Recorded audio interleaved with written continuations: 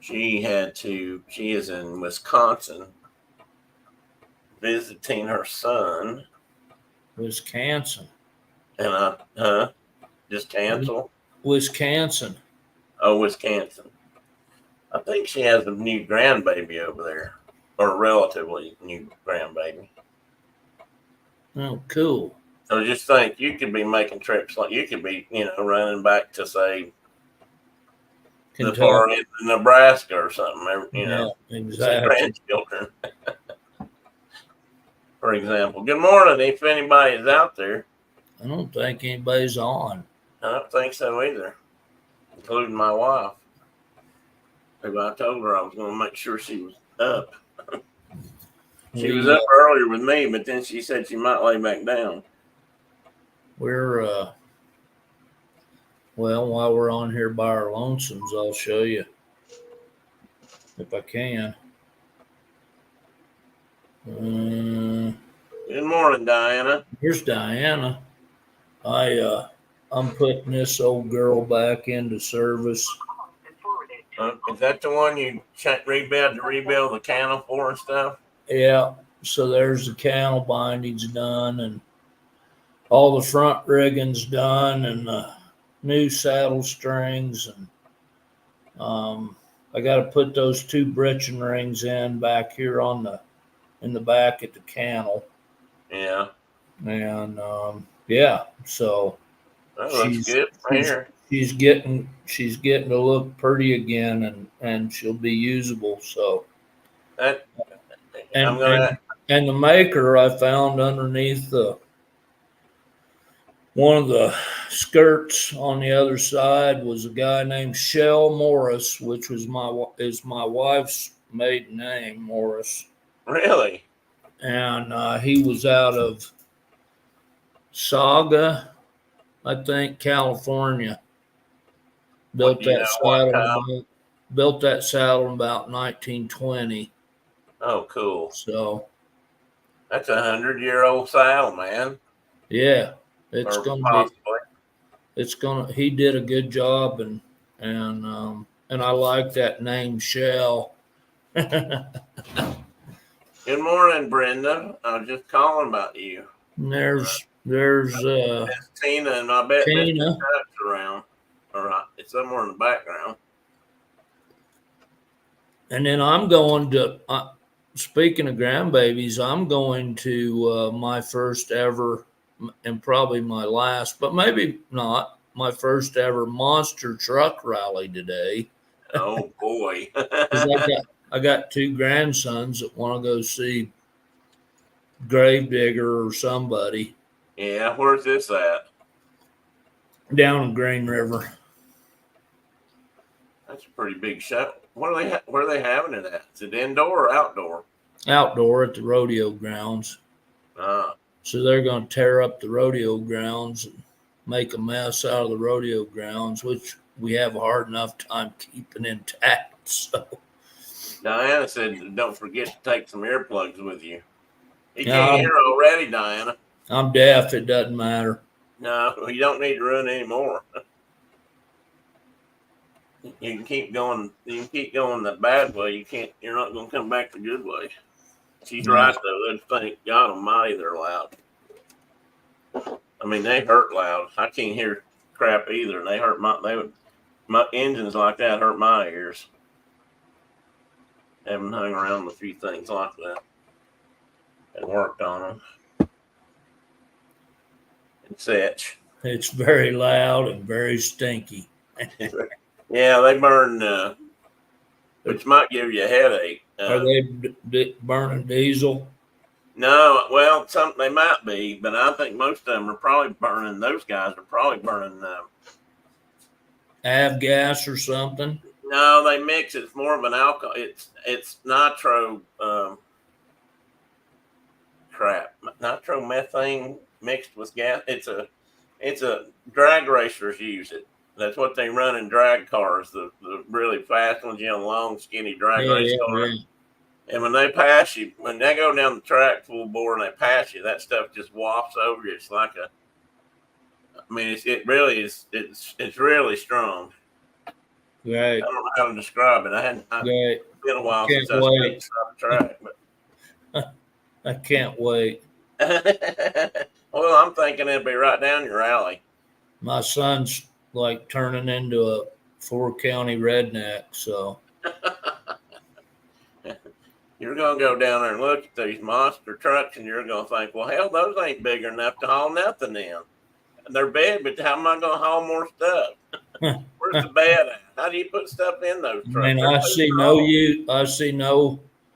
I've never been one to see beauty in a vehicle. I just see it as a tool to get from point A to point B, and so it's. I just was never one of those people. I prefer her hooves and leather. Uh, Tina, I haven't seen your glasses. Are you looking for glasses? You know, no, Diana's looking got them or knows where they are.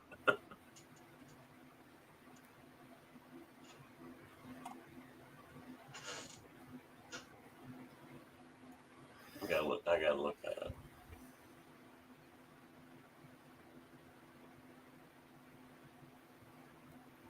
Did you get those photos you did this time? Didn't you? I did, and we'll look at some. I think I don't know. I don't know if I got them all. They burned methanol. There They was might. only 8 of them. I got them all. I think. I'm trying to think if I had one missing. Ouch. Oh, we've had a skink in the house. The other night, Chloe. The other day, yesterday or day before yesterday, Chloe was watching our fireplace that's in the house has been blocked off. It's just blacked out. It's still got the there's still it has some depth, but it's just all blacked out, so you can't really see. But the cats, of course, can. And she'd been acting really interested, sitting there. She'd lay there and sit there, and you can watch her cock her head. And sometimes you almost see her hindquarters start to tense up, like she was going to go into jet propulsion mode or something. And now Teddy has found the skink, and Teddy has caught the skink and bit his tail off, and has run off with the main body of said skink. And the tail is just sitting there wiggling with nobody to connect to. So Well, he killed the skink. most likely he carried it off. Now he might not have. He can. I mean, I've seen him carry skinks or things like that, not kill them. He'll probably play with them for a bit. I mean, that's what cats do. But and leave it to him to catch it. She's been sitting there watching it for 2 days, and he's not the let's hang around and observe kind of guy cat hunter. He's the guy. Let me get in there and grab that thing.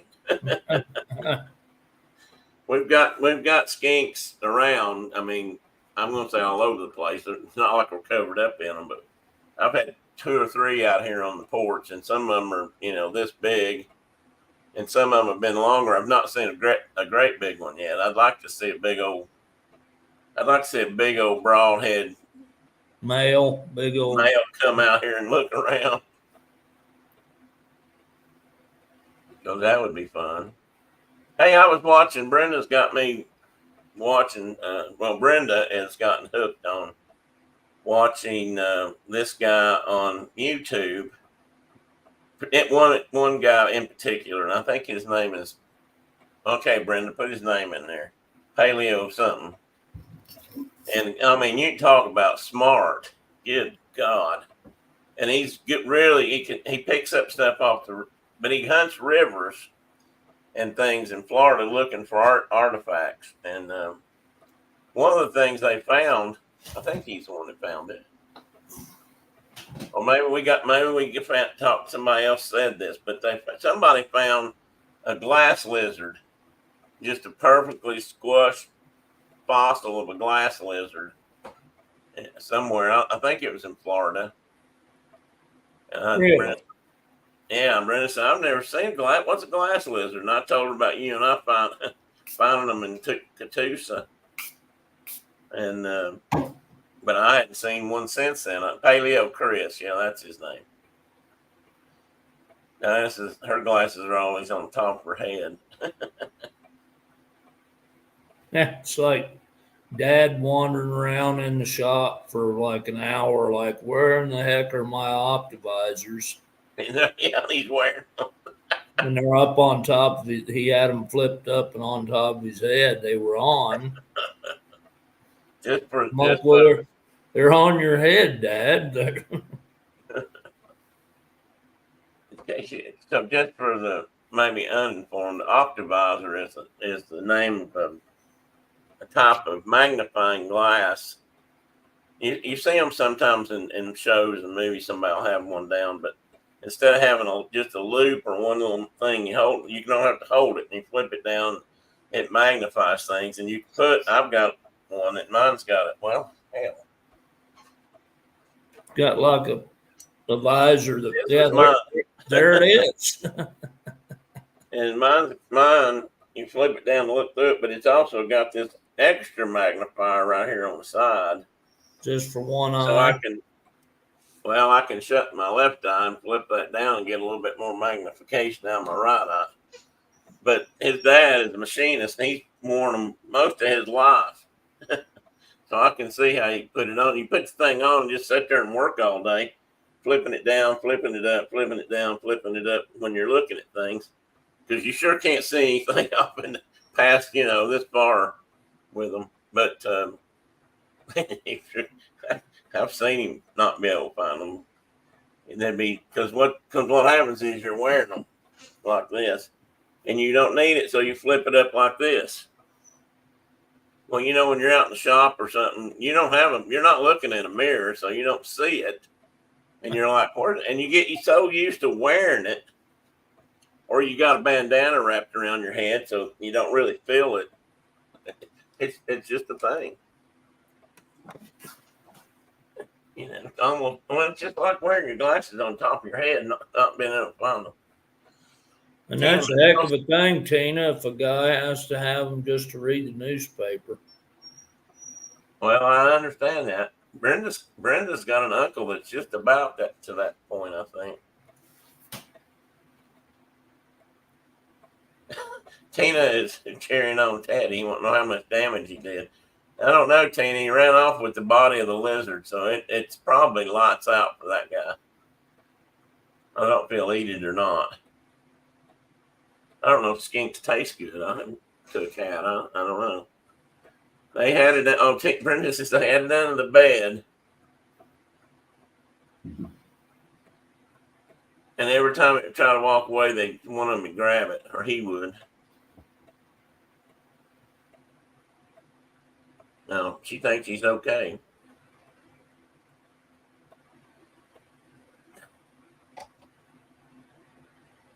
Oh, so Brenda did catch it? I missed that. Oh, I saved the skink. I put him outside. I hope he can survive. Well, did he take his whole tail off, Brenda, or just the tip? Like the tip end? Because I had one out here the other day. He had a. Well, they don't, and that's the thing about skinks and lizards, a lot of lizards in general. It ain't something breaking their tail off. They do that themselves. That's like that's like putting out chaff to keep the RPG from going up your tailpipe. I mean, it's or from the heat-seeking missile from going up your tailpipe. You put out that chaff and the missile goes that way instead of your airplane. That's what lizards do. That's a mechanism they have that just like, here, what's this wiggly thing? I'm gonna run over here. Do that so it doesn't have to be pulled off? Doesn't have to be pulled off. I did not know that. I've never seen do that without. They can do that without being touched. I didn't realize that. That's pretty handy. Yeah, it's just one. It's like a decoy. You just send it over there, and it's still flipping around and wiggling, and particularly effective on cats, for Yeah, instance. for example. Well, it sounds like they followed him anyway, so maybe it wasn't entirely effective. But Yeah, I mean, if they and caught they him, grow them back. In case you're wondering, they'll grow tails back. I guess eventually. I've seen them. You can yeah, tell they're stubby or they don't tend. I don't know if the tip. I've never seen one all the way out to a fine pointy tip like they start with. yeah, I don't think they ever get to where they're. There's a lot of critters that can do that, with body parts. Just like I'm just going to lose it. And that's oh, he They got got he the lost whole his whole tail. tail. So he sacrificed the whole thing for trying to get away, and then he didn't get away anyway. And Brenda probably put him outside, and he ran out on a rock, and a kestrel came, swooped down, and grabbed him, Carried him off to a nest. and fed him to a baby kestrel. Or a shrike could sweep down and grab him. And I don't know if we got any shrikes right here though right now. I should never have. I should. They would. That's why I was never a Disney cartoonist or anything like that, because my stories would be darker than The what was I going to say? the poachers would have got Bambi's mom and Bambi.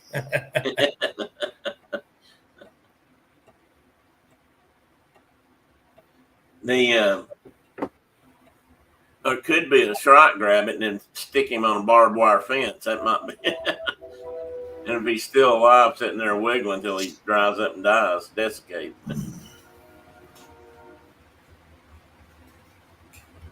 Yeah, Diana, there's other versions of it out now. I'll be honest with you, the Optivisor one, for me, Brenda's got a different one that has a band, and then the glass lenses flip down, and we got stronger magnification than that if we want it, but I don't find it as useful as this one. I don't know, maybe it's how it fits over my eyes, I think. I don't know what it is, but I've also had that one a lot longer.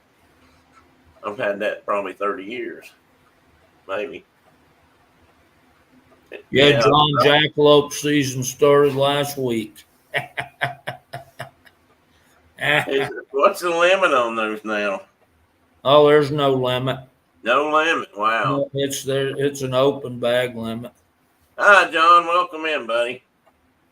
You're not allowed to hunt them during thunderstorms, though, because that's when they breed. Oh. The only time they breed is during a lightning strike. I wrote a whole article about them. Oh, did you? Yeah, I did a monthly article for Right. our critter of the month, I called it, and I did some 300 plus of those over the years, and one April I did the jackalope, and it was the critter of the month, and they only breed during lightning. I mean, just when lightning's hitting the ground, that's the only time they breed. How many you wrote? Do you still have copies of those? Probably somewhere. Maybe we ought to put that together like Pat McManus' book. I mean, most of those things were short stories I mean, collected from I other wrote places. them for the department, so the department probably owns them technically, but Depend on how long it's been. huh? Might depend on how long it's been. I mean, if you wrote them back in the Well, early I aughts. wrote them right up till the day right up till I retired. So Tina says you wouldn't think there'd be very many. Well, out west though, Tina, the lightning strikes a lot. we get a lot of lightning strikes. They get a lot of lightning compared to us anyway. They get a lot of lightning strikes. Probably more than Florida. Just you don't hear about it because people aren't getting golfing, getting killed like in Florida. Well, that's just like our tornadoes. You almost never hear about a tornado in Wyoming. we have lots of them, but you don't hear about them because They don't hit they nothing. don't hit anything. They might hit some cows, or they just don't. They're the ones that hit Cheyenne. We hear about those ones, but Yeah.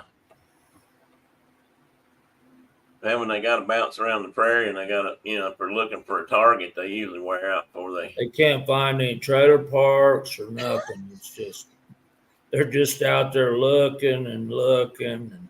And What was the joke I heard about that? Something about it. if she ain't good enough for her own family, she ain't good enough for ours. Is that the joke? No, Oh, no, that's that's a different one. that's a different That's trailer a park. different story. A different show. Now, it's got something to do with Alabama, I think.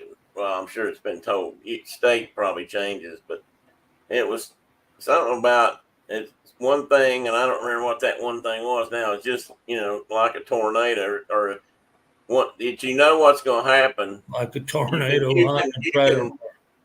well, there, and a trailer park is, if you live, redneck lives in a trailer park, oh, that's not how it goes. Anyway, what the punchline is, somebody's going to die. and they reference trailer parks and tornadoes. And John's talking about being out there on the prairie, like at the silos, Oh, yeah.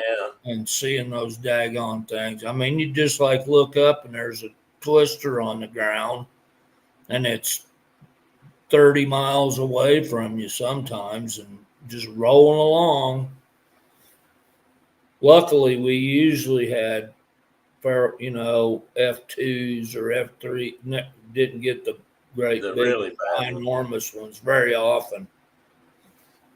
Did do they tend to get big and wide at the base out there or stay more pointy? Just the little twisty ones, the little pointy ones, typically. Not always, but typically. One hit Cheyenne like bad in, I don't remember what year it was, but it was John might have even been there. It was a bad one. It went through town, and it was a big old gross ugly one. I was standing out in the at headquarters parking lot one day with the editor of our magazine and somebody else, and we were looking up in the sky, and there were four of them just kind of fingering out of a cloud, four different God. twisters, and we're just sitting there watching them. They were straight over our head, and it was cool to watch. Somebody else came out of the building like, last time a bunch of darn stupid biologist types were standing around a parking lot here looking at a twister. They all got picked up and thrown clear across the road, and so we went inside. Yeah, it's always somebody gonna mess up all the fun. No, 79, that's probably the one I'm thinking of, John.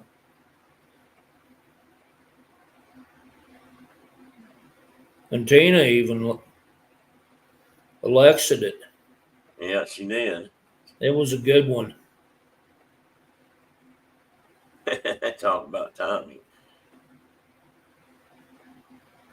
That's one thing I guess about working in a silo out there, though, John.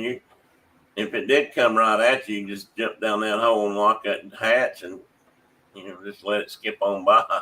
Wouldn't do much, but tear out maybe some chain link fence and any antennas maybe that were standing up there. I mean, other than that, you don't hardly know it's there, or the ones I've seen.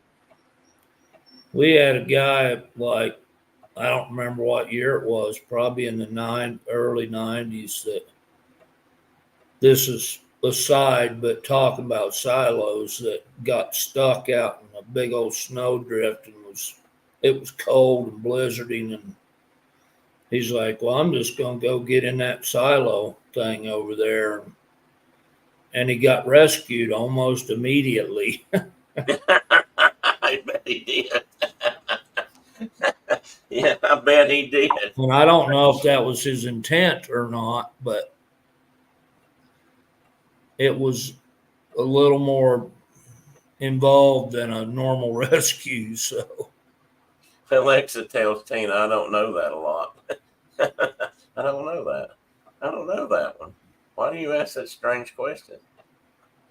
Guess I'm not usually asking the right questions. Yeah, and I'm sure that's it, Tina. Yes, go down in the silo, maybe throw the truck around. Well, yeah, you'd have. There is that, but down there, you're not going to get hurt by it. Not likely. Like I said, you wouldn't know they were there most of the time. The ones I saw were ones Mark showed me out in eastern Wyoming near Nebraska. But I mean, if it wasn't for the chain link fence there that to keep you out or keep other people out, you wouldn't know it was there. And I mean, it's kind of a weird feeling. John might have a whole different opinion since he got down in there and hugged up close to him, but it's kind of a weird feeling to know you're standing by something that could potentially destroy the whole damn world. And it might be right under your feet, might not be. They may not have one in there, but it's just kind of I don't know. I just thought it was a strange sensation after I thought about it a little bit.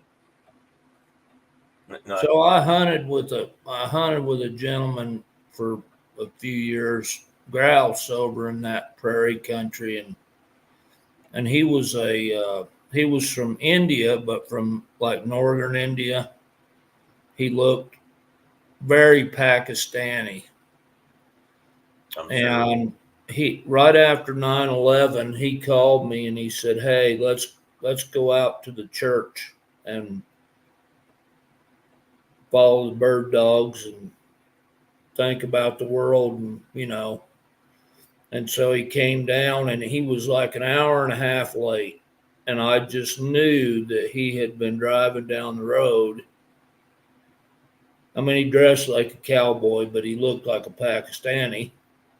And Perfect I disguise. just knew he was driving down the road, and that because the Air Force was everywhere out there then at the silos, lots of security, and I thought they had him proned out on the road somewhere. And he finally showed up at the house. I'm like, man, I thought they got you. That'd be sad. Uh, well, I was keep thinking I was supposed to show something today, and I don't remember what that was.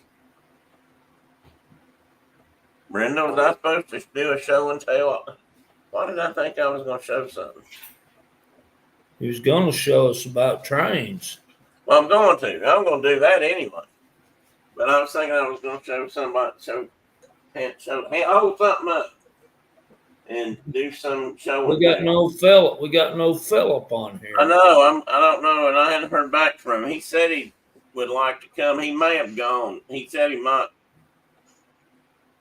I'll have to confess, he did have. Let's see here if this is it. Other duties is assigned. Yeah, he was thinking about going to a British car show over in there's a little town west of here called Rugby, Tennessee, and Rugby, Tennessee was settled not late, like a long time ago. It's sometime in the late 1800s, I think, by a group of expat Brits, and they all just settled there. And so the town was built in a fashion of their making. So there's a lot of stuff. It looks kind of Tudorish, and but it's a neat little town. There's not many people live there now. There's not much going on. And there used to be a restaurant or a diner and a couple other things. I think that diner now is only open when there's something going on there. And they do, I think annually they do some kind of coming home thing.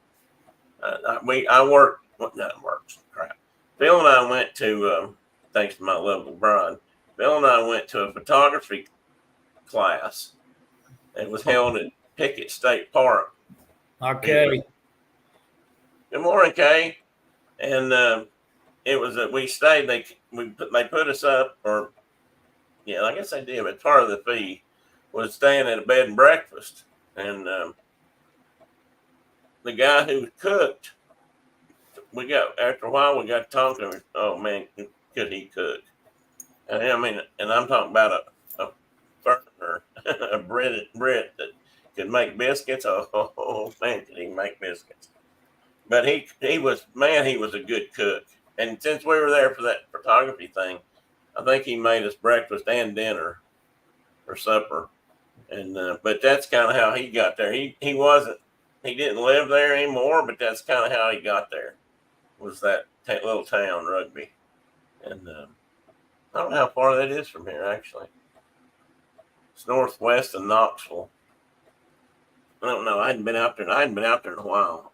It is out towards where the pumpkin festival is.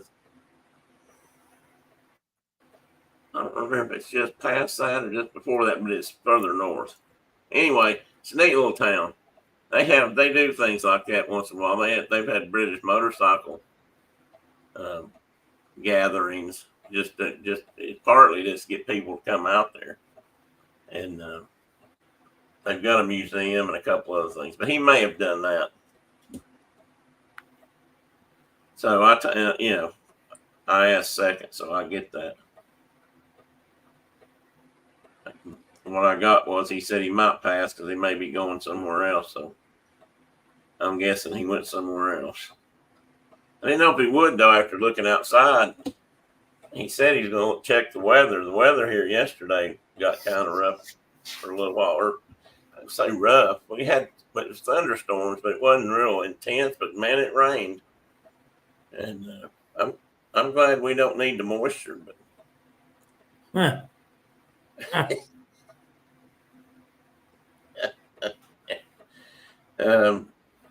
man, we have had some, though, lately. I mean, they've been talking. We've had storms lately where they're talking nonsense like, 3 to 4 inches of rain per hour and 7 inches in some places per hour. I mean, even that's not normal back here. We didn't used to get storms like a storm like that dumped that much rain over the state was really rare. It seems like we just seem to get more of that. I don't know if it's because the storms coming up are stronger.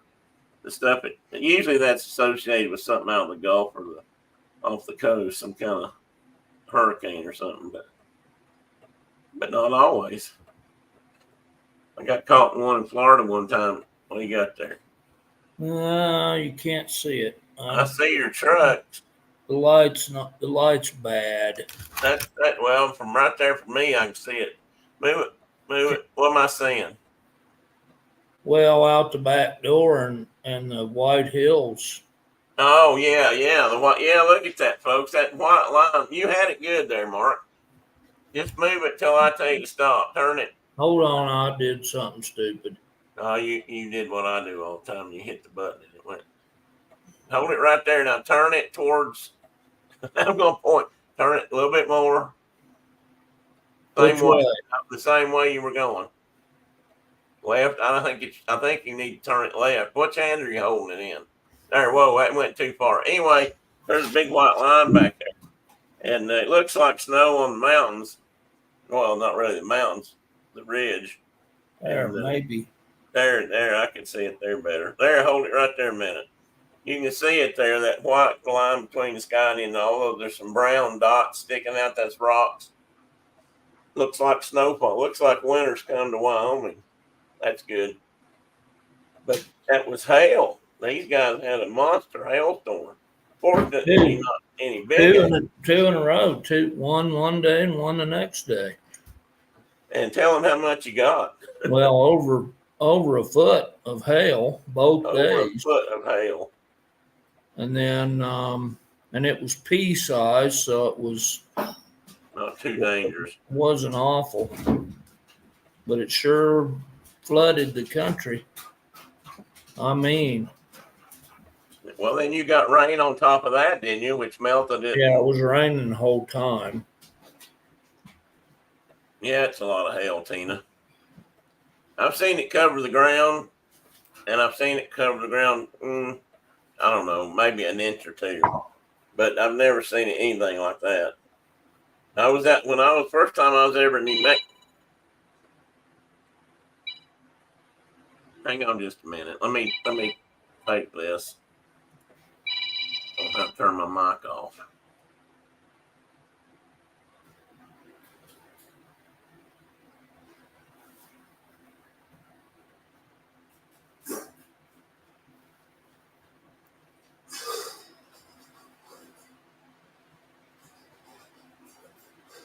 Yeah, Tina, they like to say that in this country we get 7 to 10 inches of moisture a year, and you ought to be here the night it arrives.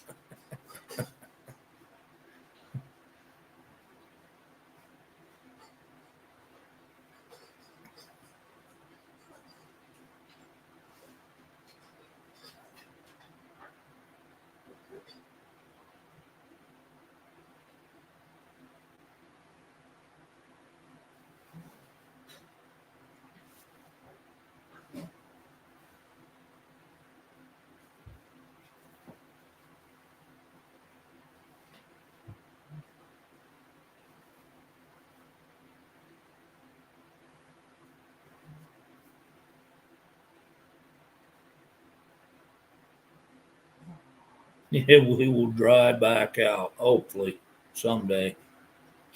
We've been really wet for the last 2 years, so it'll be. Oops. I'm sorry about that, guys. I wouldn't normally do that. I would have cut it off, but that guy's been trying to get a hold of me, and he's gonna probably buy our heater, the wood stove heater out back, and the heat more. And he wanted to call me and let me know that he had the money, and sometime after the first of the week he'd call me and we'd settle. I just want to let him know I heard him. He called me last night sometime, and I didn't hear the phone ringing. But last night late, I found a message, but I couldn't understand it all. So I hadn't called him back yet. I got busy, but he called me. He didn't know I was doing something. Anyway, that's done. Brenda, did you hear that? He's going to take it. She might enjoy that information. I don't know. I personally think that since I handled all the negotiations and got it sold, I think I should probably get a small commission and buy something really special that I'll it would be good for me. Our weather's changing. Last night on the news, they said that heated up. Yeah, that I saw those charts yesterday. That they've kind of documented how much we've heated up over the last few years, and it's getting kind of steady now. It's not up and down quite as much as it is straight line. We'll see. Probably sometime long after we're gone, we'll have another great ice age, and the weather will go the other way. But maybe, but we're not helping it along too much. Well, maybe we're helping it along a little too much. Maybe that's how I should say that. If it keeps going the way it's going, in 20 years, this will look about as brown as Wyoming. Be like we'll go back into the Triassic. All those climate shifts were quick and rapid too. Just whatever's cranking it out, we're not helping, but it might have happened anyway. Who knows? They could have, in time. I think a lot of that. I don't think we're responsible for all of it, but I think you have to look at the time frame and realize, yeah, it did it before, but it took a long time to get that hot, and then it took a long time to cool back off. And now this time it seems to be happening when you talk about 100 years or 150 years, that's nothing geologically. So that's pretty quick because the Earth is patient. But the oxen are slow. Oxen are slow, but the Earth is patient. All right, let me turn my show on.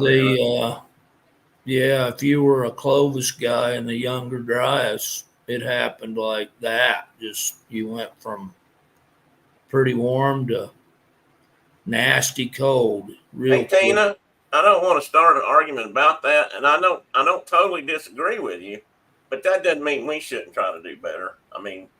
Why shouldn't we be doing just because they're assholes and messing up the world? I don't think we should just say, okay, so we can do it too. I don't know. That's just my opinion, I guess. All right, let me talk about trains. I don't want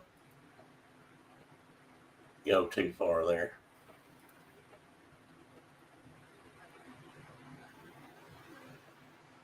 Dun, dun, dun.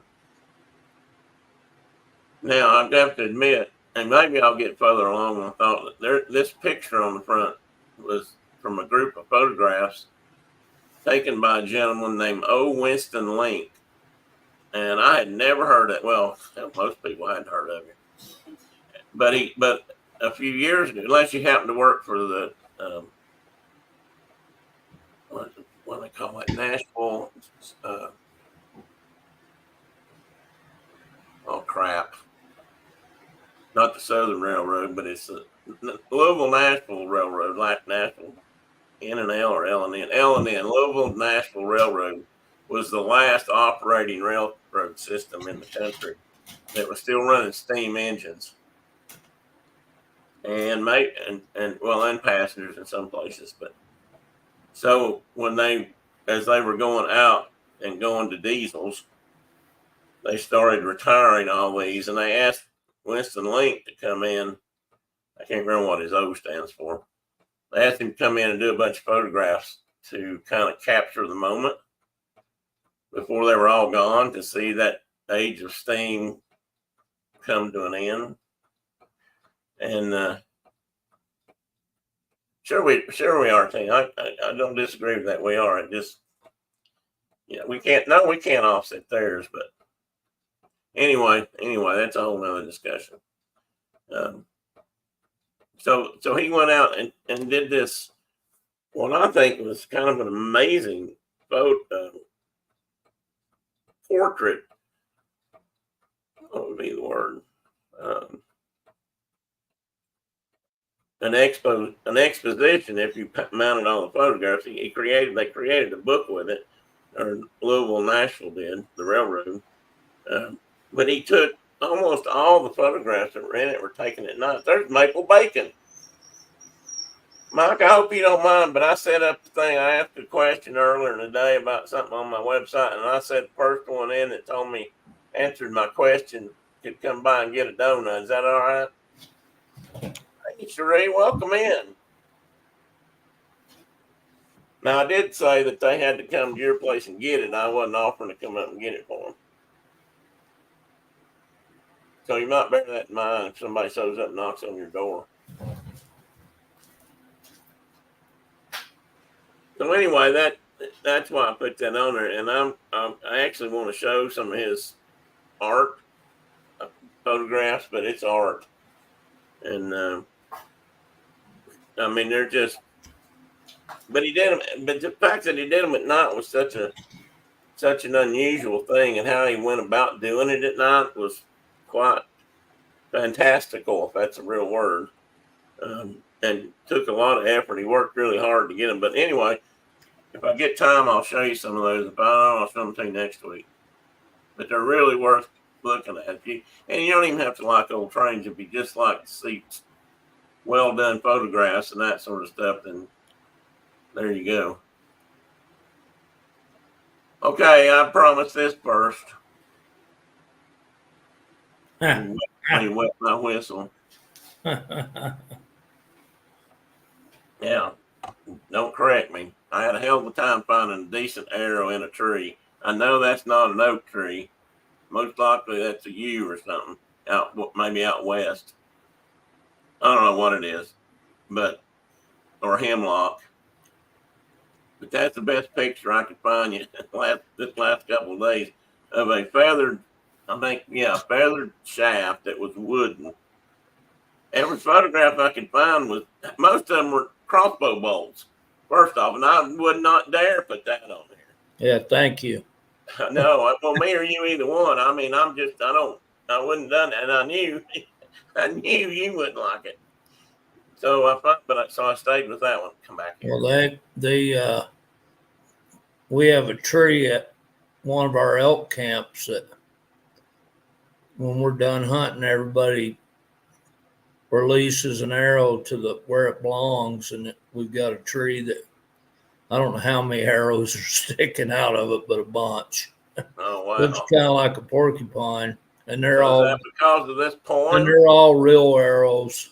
Well, there's probably a few aluminums and a few carbons up in there too, but that's because that's what who. But they were shot with real bows. They're shot with real bows, yeah. So I was going to read this. So I shot it, and I knew this when I was a little kid, and I probably used to repeat this every time I flung an arrow down through the fields at Granddad's because I could shoot an arrow into the sky and not hit anybody. I mean, it'd go several hundred yards down through the field, and man, I just thought that's amazing that it would go that far if shooting it up. Never shot one straight up though. I wasn't that dumb. I Shot was the arrow into the air. It fell I to earth. was that dumb. Do what? I was that dumb. We used to have a game we played where you'd shoot an arrow straight up, and then everybody there was with their bows, and you won you got a point if you could get when the arrow fell back to the earth, if you could turn your bow on its side and get it to pass between the bow and the string, you got a point. Oh. We used to play that game down in Joe McQueen's fields, and just had a ball doing it. It's wonder one of us didn't get killed, but Because they can go way up in the air, and you do lose sight of them unless you had some kind of special arrow. So anyway, I shot an arrow into the air. It fell to earth. I knew not where. For so swiftly it flew, the sight could not follow it in its flight. That is kind of hard to say. Well, I guess not. Anyway, I breathed the song into the air. It fell to earth. I knew not where. For who has sight so keen and strong that it can follow the flight of song? And then it ends up long, long afterward in an oak. I found the arrow still unbroke, and the song from beginning to end I found again in the heart of a friend. That's neat. Mark sent that to me the other day for some reason. You just came across it or something. What was the I case? just bumped into it somewhere. Yeah, I mean, I used to know the first part, and I used to say that when I'd say I shot an arrow into the air when I was doing that kind of thing, but I never really looked up the rest of it, or if I had, I'd forgotten about it. But anyway, so that's why that's there. That did have a plastic knock on it, but you'd be amazed at how hard it is to find a wooden arrow shaft in a tree. Yeah. And on the internet. And the only reason we're talking about this is he promised me that we'd talk about this. Has nothing to do with today's topic. Oh my goodness. Nothing today. Nothing at all. This was purely this is what I've been thinking I was going to show when I said I had something for show and tell. It was actually this. After I opened it up, I remembered. So anyway, we're going to talk a little bit about trains, and I'm just going to touch this. I always encourage you guys, if you're interested, to go look it up, go read about it if you care. I have mixed feelings about this. I mean, mixed feelings that are just personal for the most part, because you couldn't stop something like this. And I don't know. Trains were a great benefit to this country economically and for other reasons, and they were also kind of the beginning of the end for many other things. But the first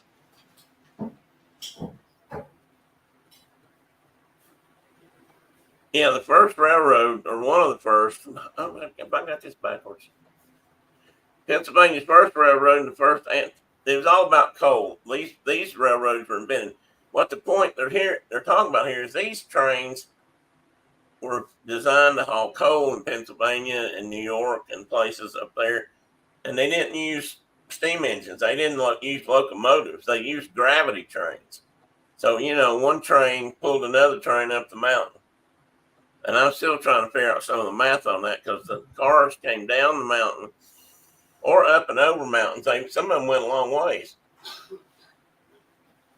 Full of coal, so I could see how those would pull up, say, a passenger Don't truck. hit the brakes. Don't hit the brakes. And that the very first one they did, it was called the Munch Chunk Switchback Railroad. I'm sure I'm saying that wrong. The chunk I got, and I got a picture of it here in a minute, or a drawing of it. But the train would rock back and forth on switchbacks. And the track would, as the track went down, then it would flip down, and the train would go this way, and then it'd back up. And I mean, No way. they got it back to the top somehow. I don't know, but Maybe they were unmanned. I think some of them were unmanned. Yeah, I do. They were controlled from each end somehow. It's hard to imagine them being that sophisticated. But the very first one, though, they think opened. I thought this was neat because where it was at, May 5th, 1827, when 7 coal cars passed from the Summit Hill Mines of the LC&N Company to their canal at Jim Thorpe, Pennsylvania. Actually, there was another name. They parenthesized the other name. I forgot to put it in. It wasn't always Jim Thorpe. 936 descending 936 feet, and it traveled a total of 9 miles. And I mean, so you didn't have to have a steam engine to do this stuff. And the pictures here, these 2 guys are the ones that started the Mock Chunk Railroad, or at least 2 of the main guys. And then this was a drawing, which I actually thought was kind of cool, or an art piece they did for. This might have been in one of the major papers back then. But this is showing how the trains would, at one place where they would come in and drop the coal. These were coal chutes, and the canal boats are the whatever they used to haul it from this point to the canals would fill up here, move down, fill up here. I just wonder how many times they hit that lever and couldn't get it stopped, and it sunk the boat. I mean, I think that'd be a little scary. I don't know if I'd want to be in the boat. Of course, that progressed on to bigger and bigger things. And this is a photograph of that at some point in time later on. This railroad actually operated as a gravity railroad up until the turn of the century, turn of the 20th century. And by then it was mostly just passengers and sightseeing kind of things, but they still ran it and made enough money to keep it going. I just realized that bottom one shows a locomotive in there. They must have been hauling something else, because this did not use. This is a drawing of it. This didn't use. They didn't use locomotives. But anyway, you can see them loading the boats up there. This has got something to do with the chutes, and all that's out in the water may be where the chutes used to be. I'm not sure. And here's another example of that. This is the car on the left. The right is one of the where they were hauling people up and down over at least part of the section. And this is, this is part of the switchback. Let me see if I find my notes here real quick. See if I said that. Okay. Oh yeah, it's Harper's. No, this last drawing, the dark one, that was Harper's Weekly. Kind of neat in a way to think about putting pictures. Something that would take somebody a little while to make, as opposed to just taking a photograph and putting it on the front page. And this is the diagram of that, what I was talking about with that switchback. I'd like to see this in for real. Did I lose Marcus? I did lose him, but not totally. I'd like to see this work. I mean, as a gearhead, this kind of thing would probably fascinate me, because they did it with more than one car too. That's just an example. But to make one of these tracks had to be movable. Either this one had to drop down, or this one had to spring up, and to make it be able to still hold coal cars just fascinates me. I can't see the chat right now, guys. So if you ask me anything, hang on to it.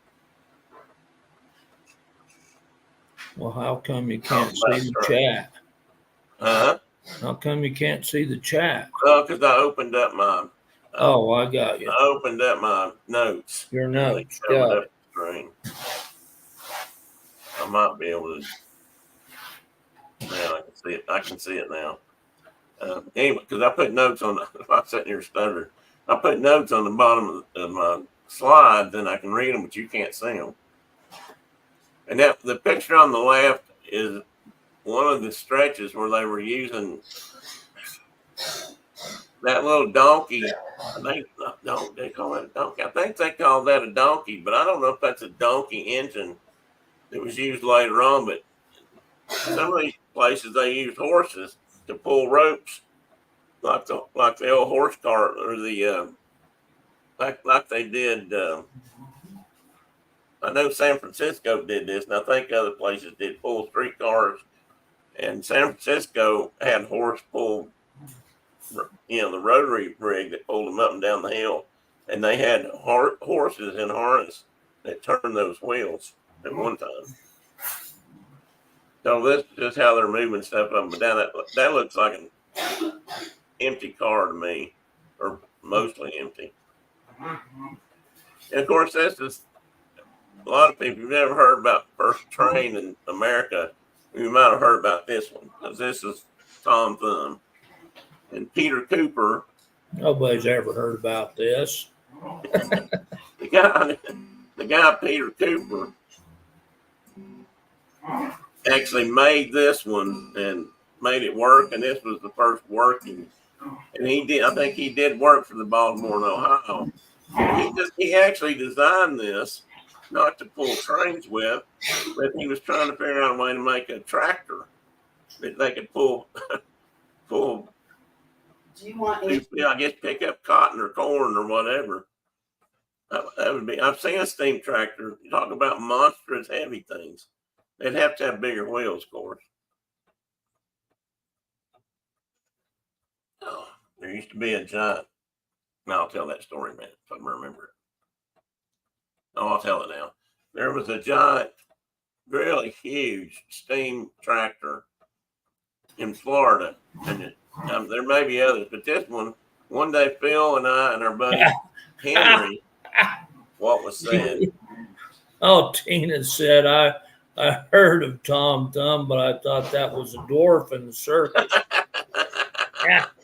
That's a different Tom Thumb. He was a little bitty guy, about that big. He's just a little guy.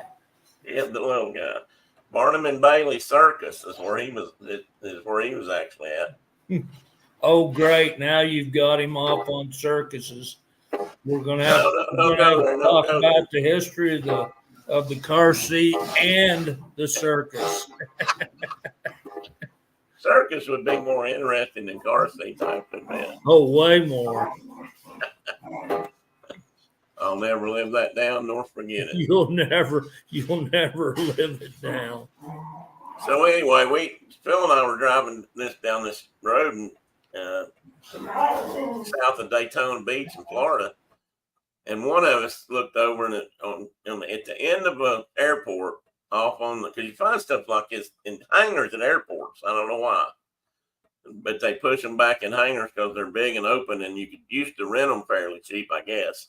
So you can almost use them for storage. But standing out beside this thing was this huge steel tractor looking thing, but we didn't know what it was for sure. So we went in. Back then you could actually, still drive on to airports. And we went over and started climbing around on it. And I think we found a sign, or maybe somebody, actually maybe not. We might have found a guy and asked him about it, but it was some kind of a really exotic, as in rare, steam tractor that was used, I think, in Florida for something. And he said once a year they tried to fire it up, or they used to. I don't know if they still do, but they used to try to fire it up and drive it around for some kind of gathering they had there, nearby. But man, that thing, it was monstrous. I've never seen a tractor that big. Well, at least not till some of the newest ones came out. Okay, now I'm told that I won't forget it later. And a lot of things had to be invented. One, they had to figure out how to make rail. And, I'm betting that angle rails didn't really work that well because what we ended up with was more like this, a compound rail, and or similar anyway. We used to walk the railroad track and pick those bolts up where they came out. That usually we found those, there were couplings back then. The rails butted up to each other and then they hooked them together with bolts. And then they could change out rails if they needed to. But this is just stuff that kind of came along with how to build a railroad. Well, you got to figure out all these things before you can really build a railroad. And I just put this, turn that over. I just put this in there because it's the old knuckle. This is what one train hooks to another. So when if you ever around a train at an intersection or a crossing, and you hear that, it sounds like they're running into each other. Well, that's what it is. There's enough slack in that fitting that anytime if you slow it down, they start bumping into each other a little bit. And then when you speed up, they start pulling against each other. So every time they do that, it bangs. That's what all that noise is about you hear when they run. And I mean, you'd think looking at that it was kind of loose in a way. And not solid for a train, but this evidently is what they found worked best because they still use this, at least on conventional trains. I don't know about high speed rail. I'm sure that's different. I think but anyway, and then over here, somebody be flexible. Huh? They're designed so they can go around curves. Yeah. Oh, I know. I get it. It seems like you could have done that with a pen or something. But they're. Well, I think they used to pin them, but they're. I'm sure that pin wears out quick, but they sure make a big old racket when they stop here in front of my house. Oh yeah, and they are steam. These actually are, even on modern trains. Compressed air fittings. They were steam powered. The lines going to that were turned on, and they actually helped. There was a mechanism that we can't see that pulled that together enough that it would keep it from coming out. That's kind of how it worked. I used to count these things as they went across down the railroad. Well, it was partly this, partly probably a place in the track, but they would bump all the way down through as they went by my grandmother's house. And you also had to think about how we're going to be safety. So here we go. We're going down Safety Street. Somebody had to, you don't think about things like this, but somebody had to invent a train signal. And this is giving an all clear signal, a white light. If that's red, that means somewhere down there's a train coming, or you need to get on a siding, or what the drivers, the engineers know. Yeah, I think it's for them more than the safety of the public. Oh yeah, it absolutely is. The ones, but I see them and I wonder, the ones that are here now, they've got different lighting schemes for there's a train that way ahead, or there's one coming right now. You need to get off on it, yeah. Like I said, like on a siding, and they just have to stop and wait on like their buddy that's coming the other way. Yeah, like over here we got one either on a second line or a side track over here, or this may be the siding track, and that might be the moving train. That made me think of something from Beverly Hillbillies. I think it seems like somebody wanted to be an engineer. Or maybe they asked Jethro about being an engineer. It had to be Jethro. Who's the only one that had any ambition? What? It had to have been Jethro. He was the only one with any ambition.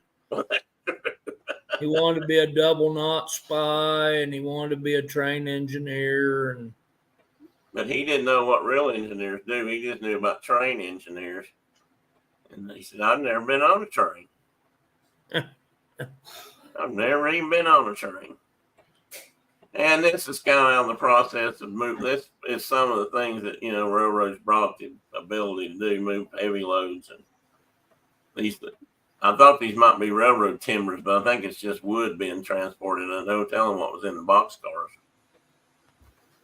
Mark, are those all mules, or they got a horse up there with them? Well, those two in the front are horses. Yeah, and 2 mules in the back. And the 2 mules are in the back.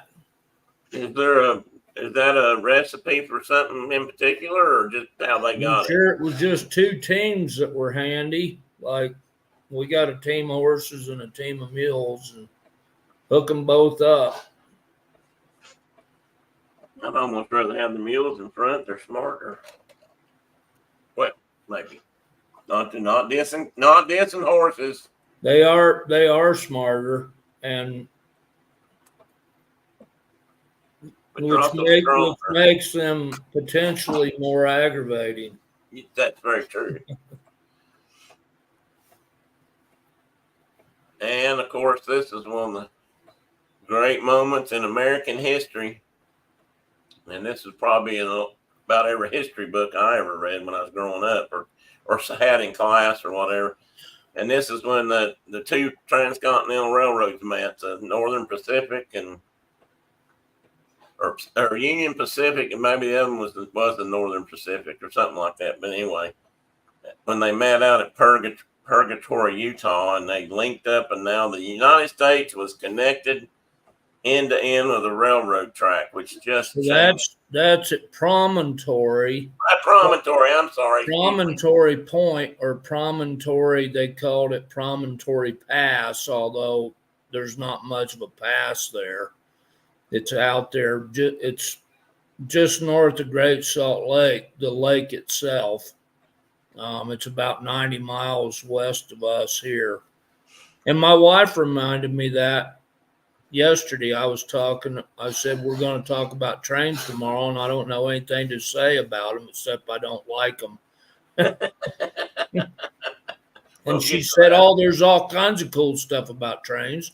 And we started talking about Big Boy and other things. But it was interesting that we have a whole community of Chinese Chinese people that live in Evanston, Wyoming. Chinese Americans. They're Chinese. They're Americans. They're not Chinese, but they're Chinese by blood, partially. And the reason they live here, it was so in California, where they all came from to work on the railroad, to do this. There were lots of Chinese immigrants that were railroad workers from the West. They came this direction. And in California, a white guy could marry a Chinese woman, but not the other way around. Wasn't legal. Yeah. And so, but it was legal in the state of Wyoming. So all the gentlemen that wanted to marry a white lady migrated to, they all ended up pretty much around Evanston, Wyoming, but right on the border there. But anyway, just a weird little tidbit fact that happened because of this deal. And I don't know exactly when they got to this point how the crews were segregated, not segregation and just kept them apart, but I mean, on the Eastern Railroad, you did have a lot of Irish and other people that were labor. Mostly Irish immigrants. And on the other side, you had mostly Chinese. I mean, or a lot anyway. And I don't see that mix in here. No. That's one of the first things I noticed was white faces. And actually, most of these guys don't look like workers or not trained. Not a single one of them ever swung a hammer, except to take that little silver hammer and drive the golden spike. Oh, Brenda, look, you still out there? Looky here. We got a ghost in this picture. Can you guys see that right there where my cursor is? Somebody moved. It looks like a ghost walking through the picture. That's kind of. I just now saw that. But anyway, and this is where you start realizing what a big thing this was, and in more ways than one. Yes, it opened up the United States. It Certainly, joined the country and split the country all at the same all time, at the same time. Yeah, depending on how you looked at the world. right. If Or you who you were were. if you were a bison person, that it split the country. If you Yeah. were a manifest destiny person, it United. joined the country. The So anyway, that I don't know. We'll talk some more. We're going to talk more about that, but because I'm getting ready to put in a bunch of slides about it just here in a second. I don't think. Let me open my slides back up. Yeah, I mean, if I'd read my notes, Mark, it says Promontory Summit. I just forgot. And what does Purgatory got to do with that? Is it nearby? I I don't think know. that's in Colorado. I think that's a river down in Colorado, but Okay. maybe not. Maybe it has nothing to do with the railroad. Anyway, Promontory Summit. So Tina wants us to do a ghost deal. Oh, okay. Well, we can do that. I've thought about doing a haunted, kind of like a haunted places, haunted story show anyway, because I got some connections to that realm of the world. If you look up Sensabaugh Tunnel, it's a real place and it's named after my family or my mom's side of the family. Maybe I'll just work on that for next week or week after next. I'll do that, Tina. John just asked me if I'd ever been to Ames Monument, which is over in Eastern. Yes, John, I've been over there. What was that? What was that put up for? I don't even remember, but I actually think I have read about that. Now I can't remember what it was. I didn't look at it for this show. Anyway, this is when that met the big, or sort of. This is a big ceremony. They probably had to do this. They probably had to reenact this 20 times to get a picture, and they obviously still missed this guy in the front, which I just love. Now that I see it, he just interesting markings look like on the back of his. he looks like he probably was a worker that snuck into the picture. Maybe that's what it is. Anyway, and this is another picture of that same shot, and it's an example of something else I will talk about briefly. But you got two different kind of locomotives here.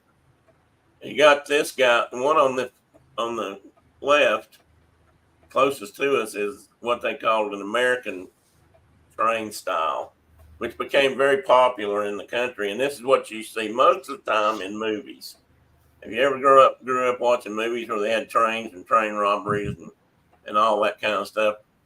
And at other places, which I'll bring up in a moment, they're this style of train. Not counting, I'm not even going to talk about wheels and how they work, all that yet. On the other side, though, you've got a locomotive that was more common in the East. And, eventually, of course, that changed and one became more popular than the other. The American style was popular for a good stretch there in the 1800s. And then we slowly started shifting over to something probably a little bit more like the one on the right. And, that's a funny thing, too. I've always noticed, and I don't know how many of you remember, Bennett, since there's Disney people in here, when they originally opened up Animal Kingdom and they had the train that went back what was the name of that place? Anyway, you went back to where the labs were and the petting zoo and the nurseries and the vet stuff. Oh crap! I'm losing everything. What was I going to say? God, I got to start making more notes. Well, I'll have to see if that comes back around on the guitar. I was headed. Oh, I know where I was going. The train, the engine that pulled that train around the the park was, of course, the steam locomotive. That was kind of the thing with Disney and the early trains was they wanted steam locomotives to be involved with those parks and not new, diesels and that kind of thing or electric. And if you look, that engine is different than the ones over like at Disney World or at Magic Kingdom, because over there you've got American style train locomotives, but in England in all places that the Europeans or at least the English had anything to do with, they use the locomotive. The fronts of the locomotive just look entirely different, and I always wondered why that was. I guess we just didn't want to be alike or something. I don't know. So So one was asking about Ames Monument, and I believe the family. I'm just scratching my head. I believe the family at Ames had financed part of the railroad or something. yeah, In that spot, they got kind of a pyramid thing built there. That spot is the highest point on the UP railroad system that runs from the East Coast all the way to California. So well, that might have something to do with it too. Tina, no, I suspect not. One, they wouldn't have driven a real gold spike in there. I'm sure it was. They may have had something along that line to show off, but you're right. You it could was not. gold. It was gold, and the hammer they used was silver. But they did. Surely they didn't leave that gold stake in the ground. And it would have been gone in 27 minutes after they left. That's precise. Because 27 minutes. it's like it would have been a big old heavy chunk of gold, and but they drove it in and just for ceremonial purposes, and then I'm sure they took it back with them. Oh, I'm sure they did. I wouldn't doubt. Well, they could have got by now. It might have got melted down for something else, but I wouldn't doubt that it's not on display somewhere at some one of So, their museums. Tina, I think it would have been that long because it would have taken them that long just to get out of sight. Oh, 27 minutes. 27 minutes. Okay. Well, Tina, you got a point about that, and there's probably more truth in that than I was thinking about. But that's probably not a bad not a bad point. It would have taken them that. Yeah, and the other reason it would have taken them that long, Tina, was the crowd was too big. Who was going to get that stake? Talk about a mad rush to that place in the railroad track. Oh, that would have started a big old fight. A railroad spike, a solid gold railroad spike, would have been worth quite a bit of money even back then. I could see a bunch of Chinese workers and a bunch of Irish workers like coming to blows. Yeah, just head to head. But they better have a horse handy or they'd never survive getting out of that country. No, that's true too. So anyway, I just put that in because again, that's one of those moments in American history that we talk about, and it was an achievement, a major point in our history as far as modernizing our country and moving forward into the next century and that kind of stuff you hear. But it made such a huge difference to the country in general. And then I put through this in here because this was starting to happen even then. And these were some of the great railroad tycoons, the robber barons, as they became mid to late 1800s and then into the early 1900s until probably, I guess, until Roosevelt Caddy came along and broke up the monopolies. Did I take that down? Oh, there it is. I mean, the railroads, these guys all became millionaires. And I think the one in the upper left is J.P. Morgan. I can't remember who this guy's name's Bell. I don't know much about him. I think the older guy is Carnegie, and his part of this whole thing was he made the rails for most of these railroads, and I believe I've read in the past that he controlled the process by which these rails were made because they created what they call a Bessemer system, which made them harder and more durable. And he kind of monopolized all that. So, the only thing that I've ever read good, and I can't, this guy's name's Cornwall. It says Colossus. I can't remember which guy this was named after. In the article I read, they told what this was. Let me see if it's on my slide. Who he is. No, I didn't put it on there. Okay. But anyway, and that was, that's all. And this is where you start getting into the ugly part of some of America and what happened and what these railroads meant. So, to some people, these railroads probably meant a hell of a lot more just about money than they did about connecting the country. The only redeeming factor these guys had, and I have to believe they did this because they, especially if they were, religious and believed in heaven, was they gave a lot. They did in their older ages. They tended to give a lot of it away to certain charities. I mean, that's why there's a Carnegie Hall. So this is but this railroad that we've hinted to it already, that it divided the Great Plains. I mean, it laid that line right down the center of the country, northeast, west, more or less, not exactly. I'm using that as a relative artistic term, so don't correct me. But this literally would happen. These trains would come upon these giant herds of buffalo, and the passengers would just get out and shoot them. I mean, it was like, to them, great sport, I guess. I don't know. I would think, I mean, they weren't taking them with them. They weren't, as far as I know, they didn't go out and get a head for a trophy. I mean, they were just shooting buffalo because they could. And of course, this also developed into a process where that was used for other things, I think. But, they literally would just get off. You can read all kinds of stories about foreign visitors coming here and they're traveling the country. And one of the things they wanted to do was go out west and do this, shoot buffalo. I've always wondered what would bring somebody from Russia or Germany or somewhere over there to do this. I guess because in their lifetimes, nothing like this had ever happened.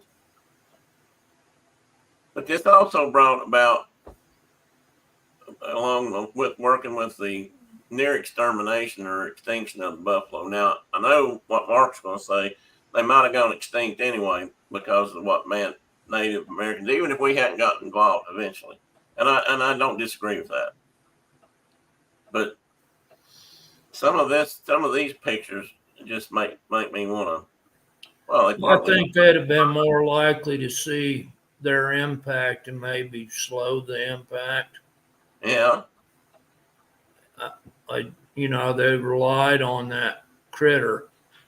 Yeah.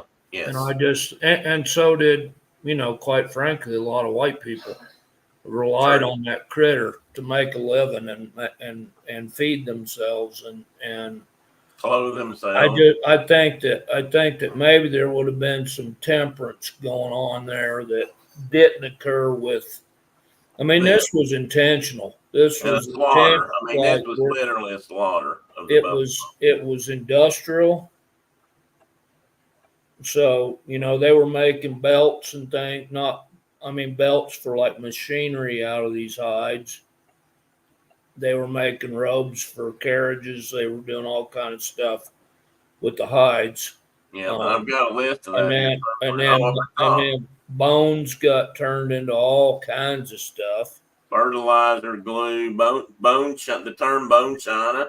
Yeah. I don't know if it started with these bones, but a lot of these bones got ground up and they were in bone china, which of course. Well, I knew people in Chugwater, Wyoming, that their parents or grandparents had made a living by going to the big bison jumps there around Chugwater where the natives drove bison off cliffs. They would go there and harvest the bones and then put them in a wagon and drive them all the way to the rail line in Cheyenne and put them on. And that was solely what that was for, was to make. Hang on just one moment. We have a guest. Hey there, buddy. Hey, fellers. You changed your mind. Yeah, I haven't ridden in so long. I didn't think I was up for 200 miles today. Well, I did. I rode about 50 miles and came back. So. Oh, okay. Well, great ride up there, though. Yeah. Good morning, sir. Good morning. It rained on me once, so. Anyway. Good morning, Dean. I forgot to say hi to you. Good to see you this morning. Hope you're feeling well. And did I miss anybody else? Tina said something Tina said something up here about, for all intents and purposes, railroad workers were slaves to the railroad owners. And that's true, just like the mine workers were in the East. I mean, if you worked in the mines, especially in West Virginia, Pennsylvania, Kentucky, that part of the world, even parts of Tennessee, you worked for the mines. And same thing with these guys that worked for and then when the railroad was done, or when they weren't building, they could care less what happened to these people. They just were on the landscape to figure out how to live and work around. I'm like, hey, did I say hi to you? I saw you come in earlier, and I know Mark said hi, but I don't know if I ever did.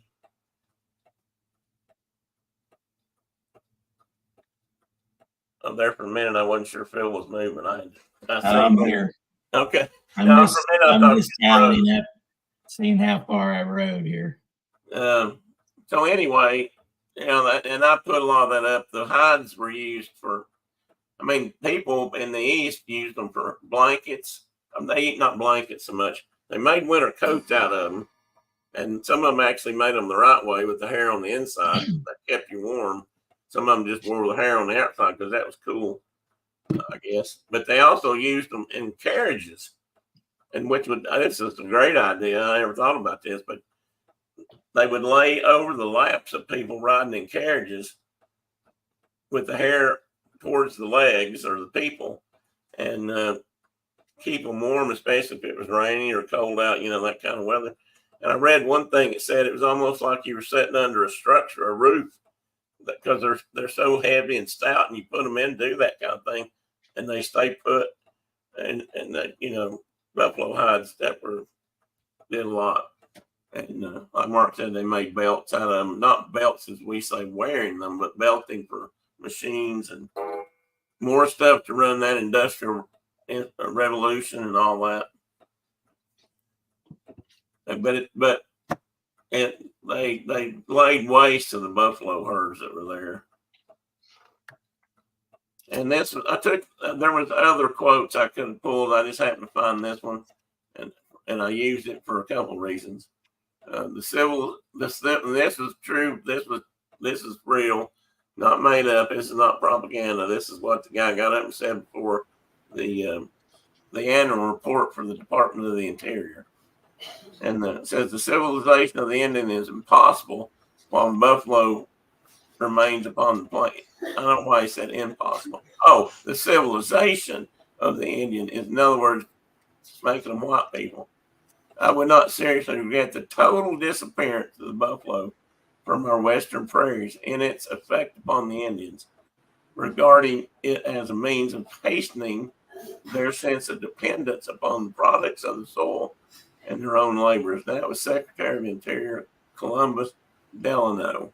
And I'm not sure, it might not be the guy, but the Roosevelts were kin to Delanos.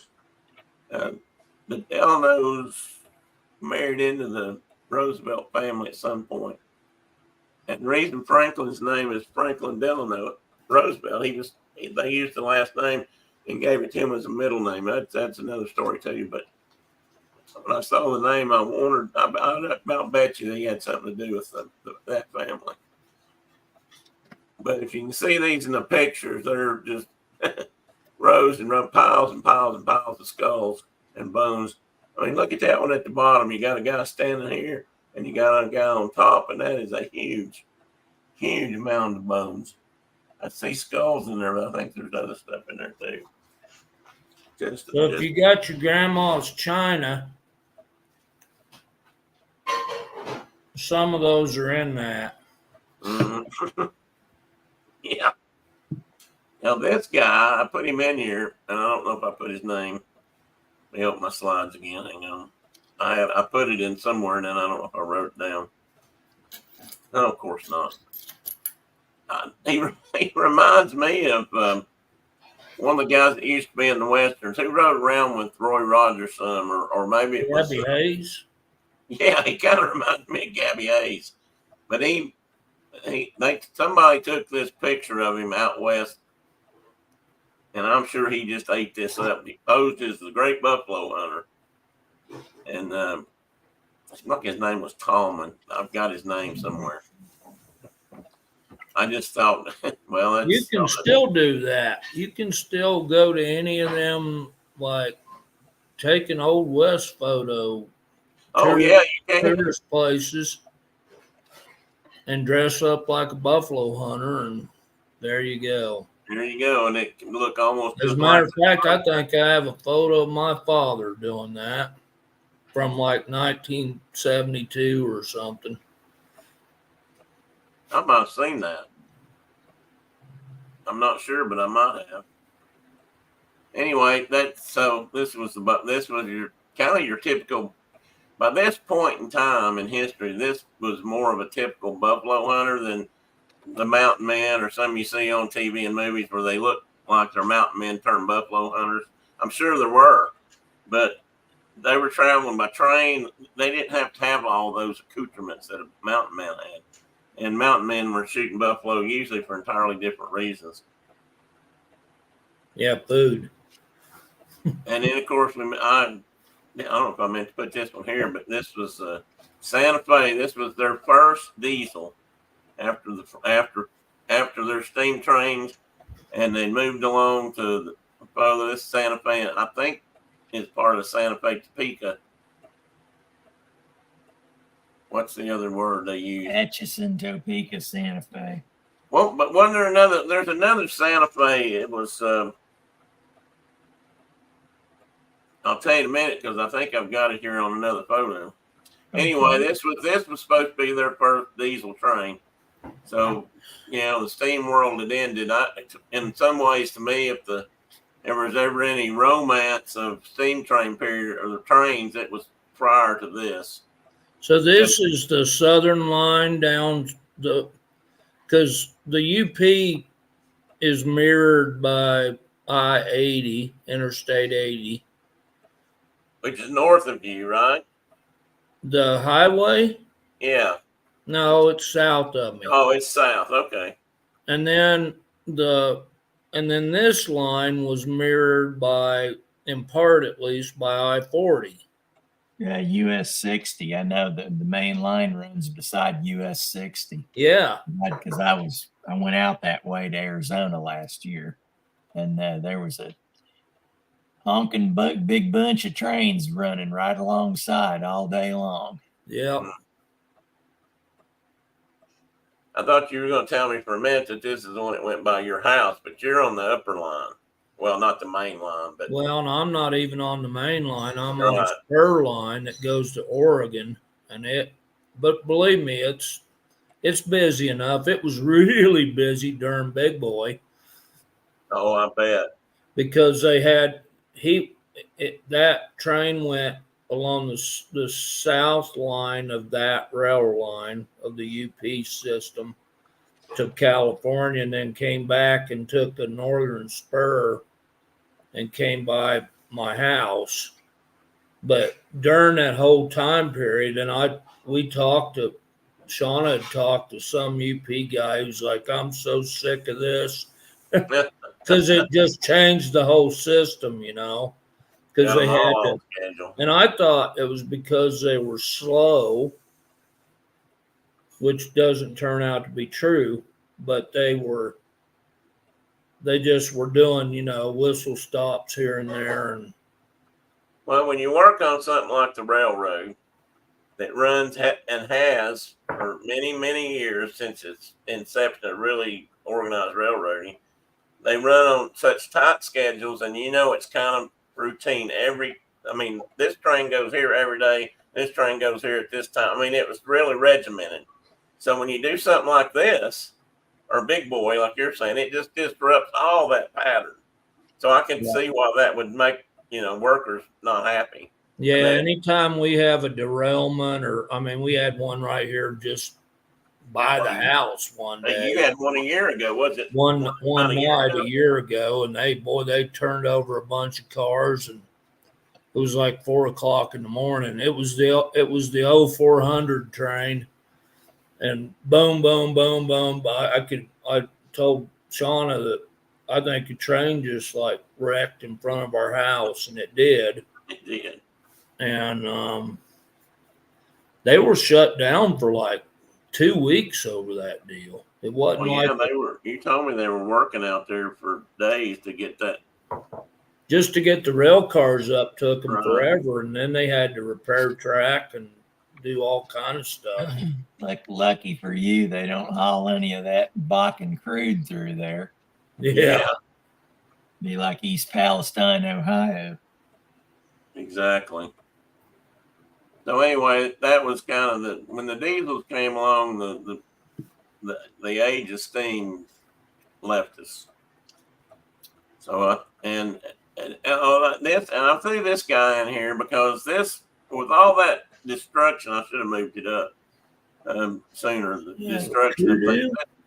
Yeah, this guy was one of the first. This guy's William Hornaday, and I wonder. Oh, Hornaday. Yeah. And he was one of the first conservation-minded people that came out and said, we've killed everything off. We need to slow that down. And they sent him I think might have been the Washington Zoo, National Zoo, Smithsonian, sent him out to somewhere out there where there was still a small herd of buffalo. And his job was to go out there and shoot a buffalo and do what scientists do: collect it, mount it, study it, have it for posterity. And this guy probably did that buffalo, which was still there until just a few years ago, or on exhibit somewhere, because he was a forester, he was a taxidermist, he had been a hunter or was a hunter, and he was the first manager of what is now the Bronx Zoo in New York. So yes, that's a kudu that I'm sure is in that zoo and in his older years when he was there. So I just wanted to throw him in there, partly because you got conservationists, which is not the same thing as a preservationist or a and there another word? Well, preservationist, which wants to. There's just a difference. I got another word. Well, you might save that one for later. And then, of course, another thing I wanted to throw in there because it changed the world was, the Civil War came along, and I actually think the Confederates were doing it first. They figured out that as long as they had railroads in some places, they could move armies in and out quick, which is what sort of won the South the first Battle of Bull Run or Manassas Creek, because they were being pushed back and thought they were defeated, and suddenly the train showed up. This is real. The train showed up, the doors flew open, and all these regiments started coming off the trains, and were able to push the Northern Army back and defeat them and send them scurrying off back to Washington. But trains were made that possible. Now the one on the right's a little different. Well, the movie Rio Lobo shows the importance of trains to the war effort. Yeah. Yeah, that's true. Now the one on the right, well, this is federal troops from.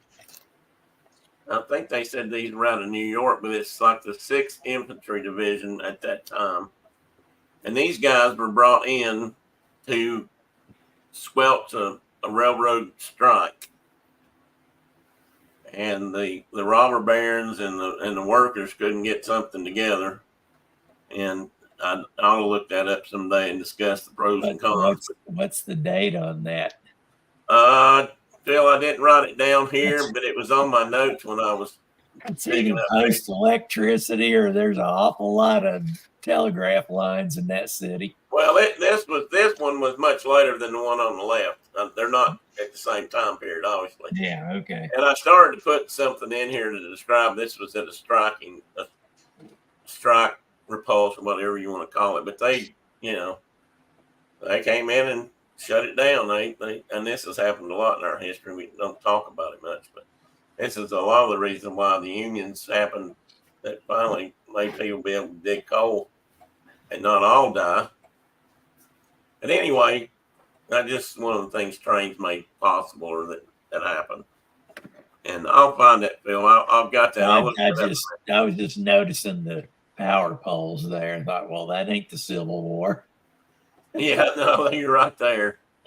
And of course, I've already shown this picture about how they can move lumber and timber around the country. And, passenger service across the country. This was the Meteor. This train, I believe, ran out of the San Francisco or Sacramento area of California. And this one in particular may have gone north-south. So if you want to go to the southern part of California from the northern part of California, it might be this train. And, trains still do this. Brenda's been on a train. And if she's in here, not asleep or she's watching, she rode a train from down near Los Angeles up to San Francisco one time, which I've been jealous of ever since, just because. So these kind of things, and some of these railroad names or these train names still exist, mostly for, just to have them. So then we come to mostly just pictures and some of the trains, that I love or like. And, I just realized that train is on the bottom. I didn't realize that. Okay, the top one, it says Zephyr Hills. This is an example of what I'd call or what was an 040 locomotive design with a saddle tank boiler, and hard to tell if it was coal or wood fired. But this is where the water was up here in this wraparound thing. And they did this a lot for short run trains or yard trains or trains that might move one part of the town to the other to move stuff around, because they didn't need bigger trains. And then down here are two examples of the Western or the American design. And as you can see, one on the left, right, is one of the Disney trains. And it's number 12. Can't remember which train that is. Right now, I've got a book about all their trains, and I know, and I want to talk about that just in a minute. And I didn't know it till just now. I'm looking at the one on the left, and it says Grizzly Flats. And it's a 260. This would be a good time to talk about this because you can see it well. The way trains, locomotives were designated was by the number of wheels they had. And in the front, this has a truck that runs along kind of like the steering wheels. Not exactly, but, the front wheels. They don't do anything but roll and support, that. And this truck has 2 on it, so that's where the 2 comes from.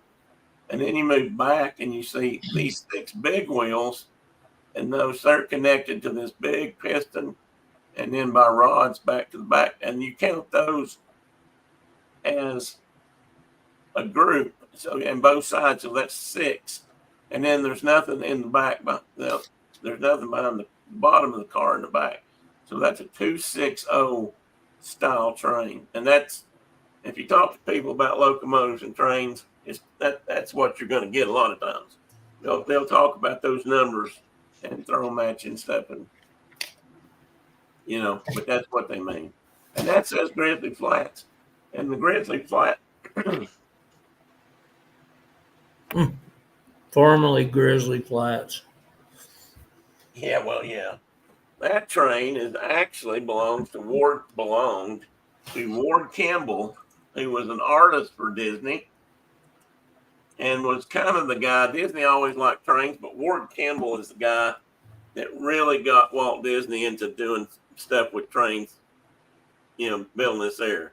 And most of you guys, or some of you guys will know anyway, that, Walt started out making his first money for his family by riding the trains. He sold, he was kind of like the cigar, chewing tobacco guy person on board these different trains. So he would drive back and forth newspapers and that kind of stuff. So we always had a thing about railroads. But Ward Kimball really got him involved in a big way. And one of the ways he did that was Ward walked in one day, at least this is the story, and asked Walt, he said, well, I don't know what was going on. There'd been a lot of stress. Maybe they were putting out a movie. And usually they were doing it on a tight budget back then. And he said, let's go to Chicago. There's going to be a giant rail exhibition in Chicago. So Walt went off to Chicago, and after that, nothing was the same. I mean, that's when Walt started building his train in his backyard, and then, he made sure trains were at the parks. And I think I've got a better picture here, and I'm going to talk about this train or these trains in a minute. These are just two more examples. This is, look at this train, and this is a 464, count the wheels, model locomotive, and this is a bigger, and the drive wheels are different sizes, of course. That made a difference too, but that basic configuration doesn't count that. But this has got, you can see by the length of it, it's got a big boiler. I would think this ran off coal back then. Maybe even had some kind of an auger feed system. But this was to haul heavy loads and heavy freight anywhere, but most of these were in the east, or a lot of these were in the east. And that bottom picture is not very good, but it's the same thing. The right picture I took because it's pretty, it's blue. And I can't believe I didn't put my notes in for those, because this one down here, I can't remember which railroad this was. This might have been the old Baltimore, the old B&T or BT Railroad. I can't remember. I had all that information. But it's also, it looks to me like it's also a 464. Maybe it's a 462. But, some of them, when they're painted up, they don't look nearly as like monsters as they do. And this one up here, I don't know if this one was this clean, but I mean, that's black and shiny. That's probably just rolled out of the shop or something.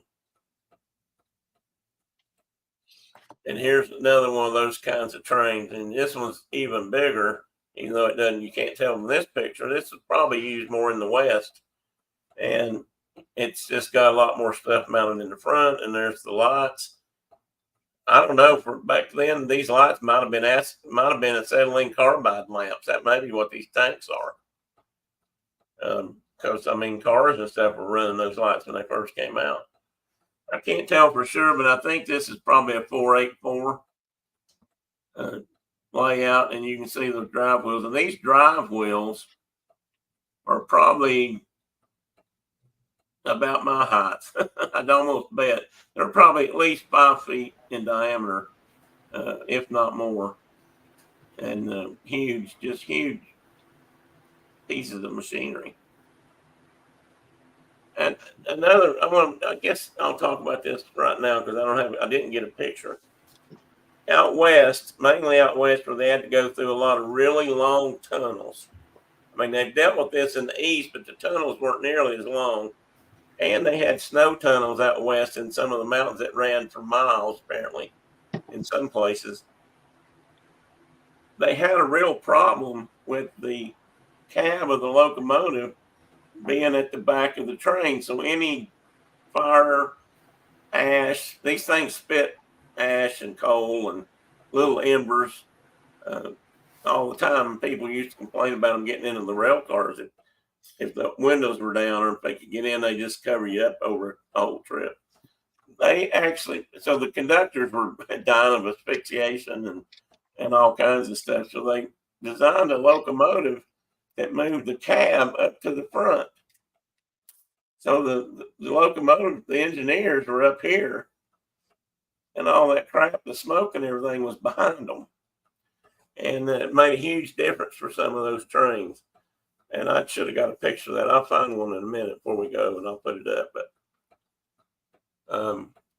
they're neat looking, and they're weird looking at the same time because they're just they're backwards, or by our standards. And this is another one of train chasers. I can't remember. This almost looks like a painting. That's another 484. No, I don't say who that one is either.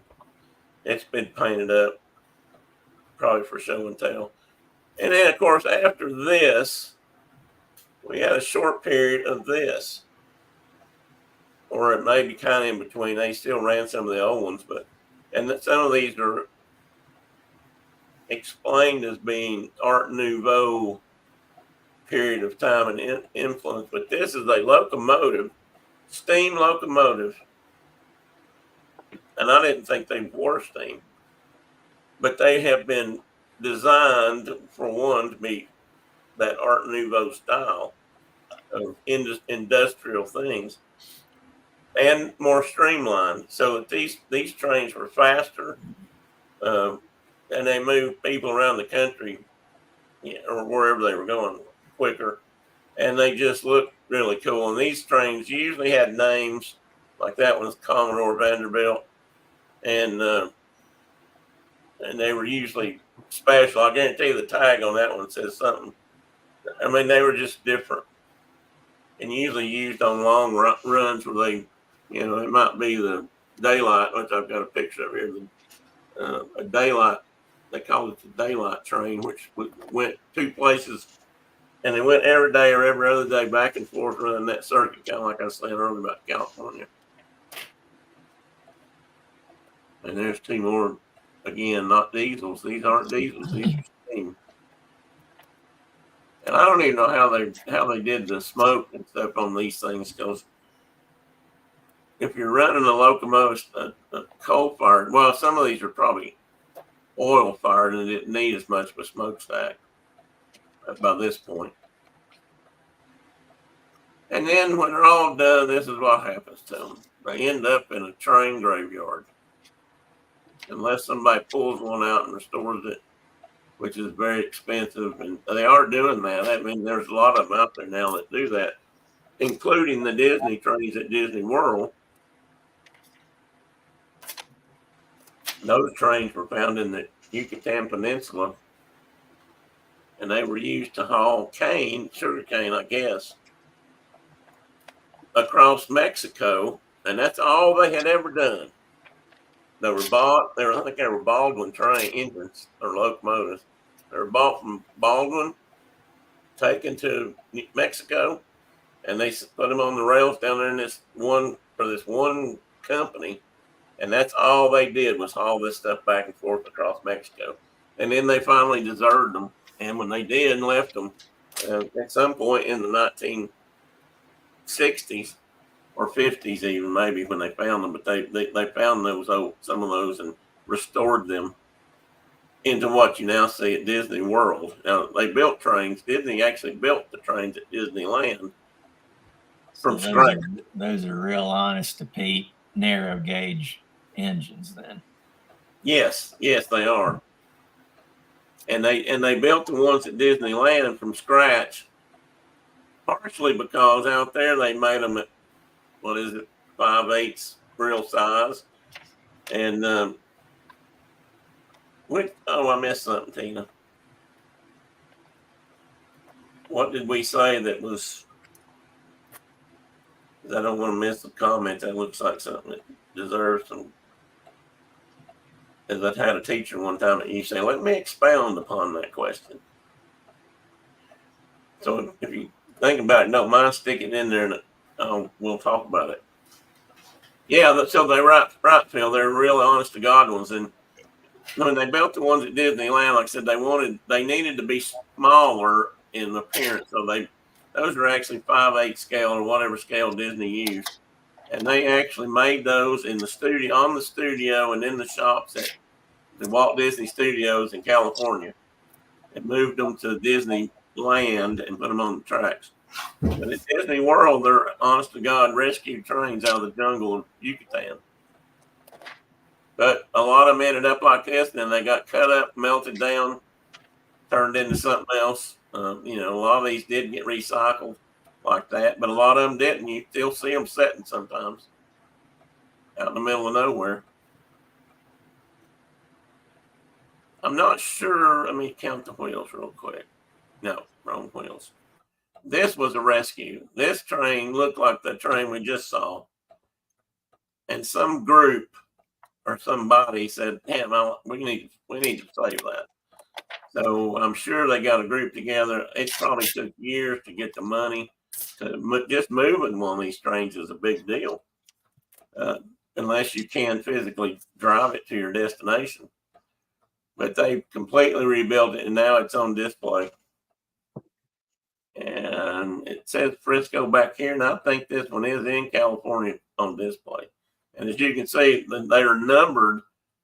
These trains got numbered when they came out of the factories, and some of the companies got sequential numbered trains. I think some didn't, but 4524 is pretty much the name this train carries forever. And there's another, just a nice picture of it.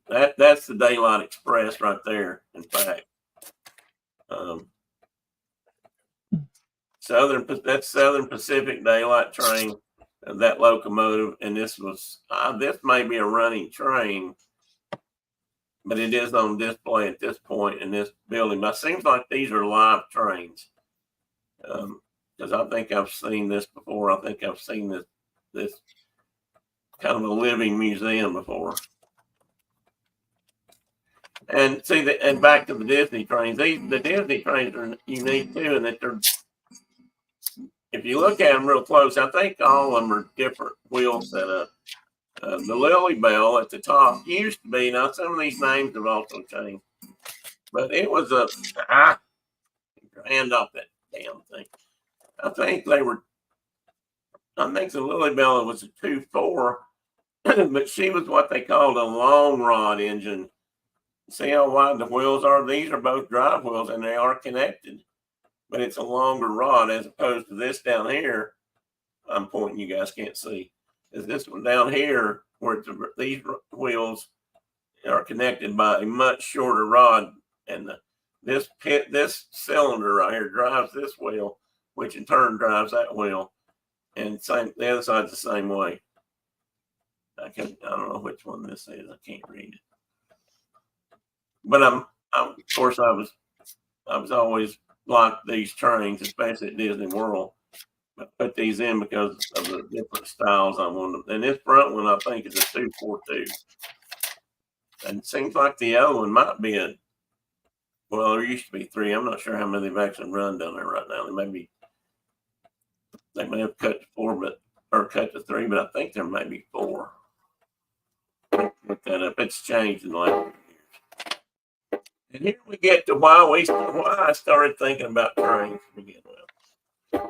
Phil, we can blame Phil on part of this. But he read up about this train, and this train is called a Big Boy. And if you look at it, it's got 2 different sets of drive wheels. And I think they're 2882, or maybe 4882. So you got 2 different sets of drive wheels with pistons on each set. And the other neat thing about these was between those 2 wheels, those trains are articulated. I didn't realize that until I read up on it yesterday. So in effect, that train was built to go through the mountains, which it was.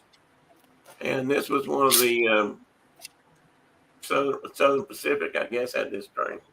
This train lives near somewhere around Cheyenne, and obviously it's a living, working train, or not working, but operable train. And so they take it out every once in a while and make a little tour out of it. This one went all the way from Cheyenne to California and back. And I told Mark about it, and he went to the trouble of going and taking us some pictures. And here it is running down the track. Mark, the picture I couldn't find yesterday again, and I've seen it, was the one in the distance where you can see that train hoofing up the road. And I think there's a guy maybe sitting down in the field taking pictures. Yeah, he was trespassing on my property. He's right there in that right. No, you had one where you were coming down the highway. The one I went up and down the highway are the 3 photos at the bottom. And that one up in the upper left-hand side there, you can see the dude standing there. Oh, I do see him down there, yeah. Did you come up on him and say, "Hey, Pilgrim"? I came up on him, and he slipped across the north side of the tracks and left. He's probably trying to hop that freight. Yeah, maybe he was. Might have been a hobo. We had human beings showing up in places we never see human beings because they were chasing this train. Yeah. And if he would have said, "Hey, can I come here and photograph this train?" I would have said, "Yes, absolutely. Go have at it." But he just walked down my land and Okay, I know it's your land here, but is that right away?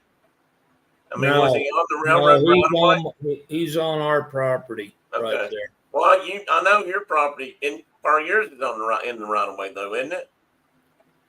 We own literally own to the center of the tracks. Right. We pay taxes on ground to the center of the tracks. I get that. And, I understand. And it's like, hey, where's our royalties? Well, that'd be nice. But that fact aside, they still have right of way so many feet right or left, right? Don't they? Yeah, I mean it's a designated. Okay. You know, they're trained. That's all I just wanted to clear that up because I know there's tracks at railroads here that are like that, and what they have is a right of way on either side. Back east, they own some of them outright, and some of them are just on paper, more or less. But anyway, I thought these pictures of this thing coming up the track, getting bigger and bigger and bigger, and I guarantee it wasn't gonna sneak up on nobody. No, and I was really impressed by it. I thought that it would be, an old steam locomotive, which it is a steam locomotive, that it would be pretty slow. But that sucker goes about 80 miles an hour. Seriously. Yeah, some of these would. And I jumped in my truck after he passed me at that location, which was about 10 miles west of the house. I jumped in the truck and I had to put the hammer down to get home before he got to us, To make it back. And there were people blocking the darn intersection across the tracks and everything. I'm like, well, I don't doubt that. You need to get the heck out of the way.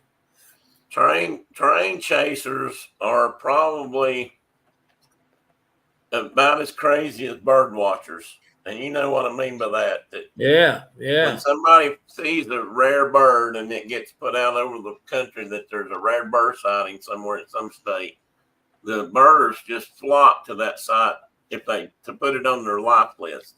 And there were guys and ladies that were jumping from, access road to access road, taking photos of this thing along the whole stretch.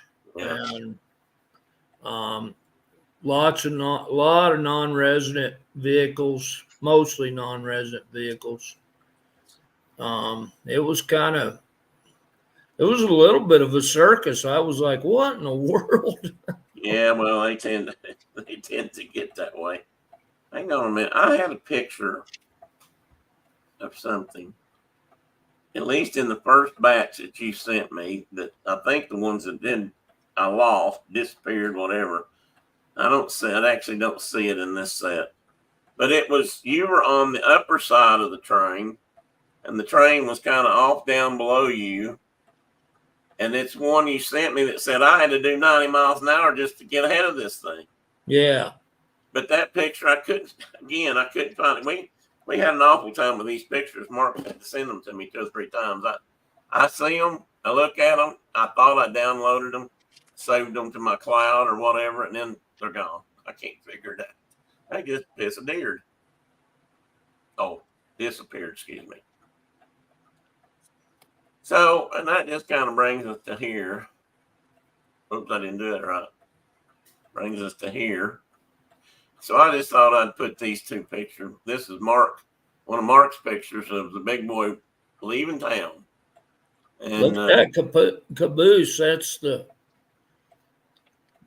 I always loved the caboose on those trains, and they don't run them anymore. And now it was like, oh, look, there's a caboose. Yeah.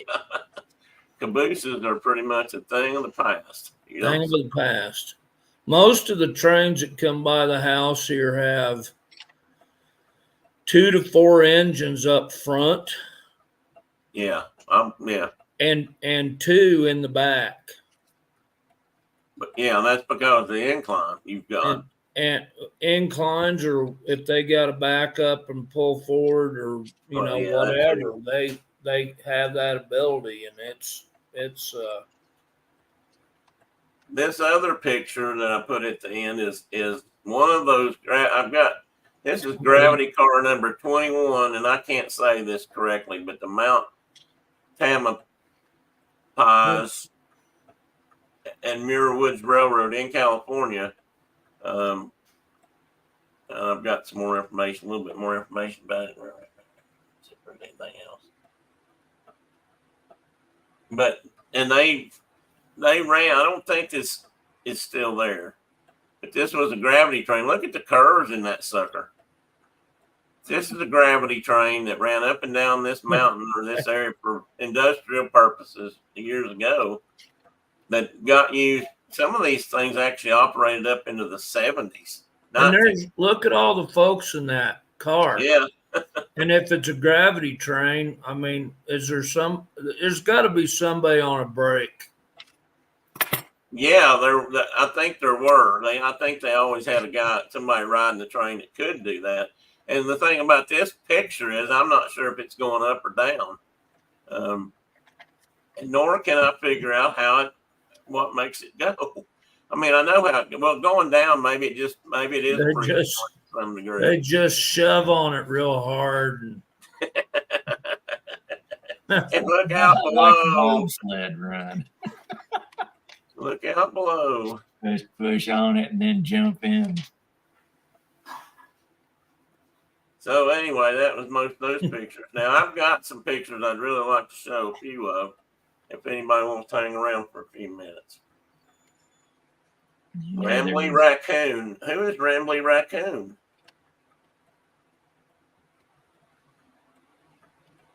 Okay, let me go back to this question. Tina said she had never heard that viewpoint, and then she said that the buffalo was bad for the Native Americans. I don't think that's exactly what was said, did we? Or did you, or did I? If I did, I didn't mean to. No, and I would never have said that.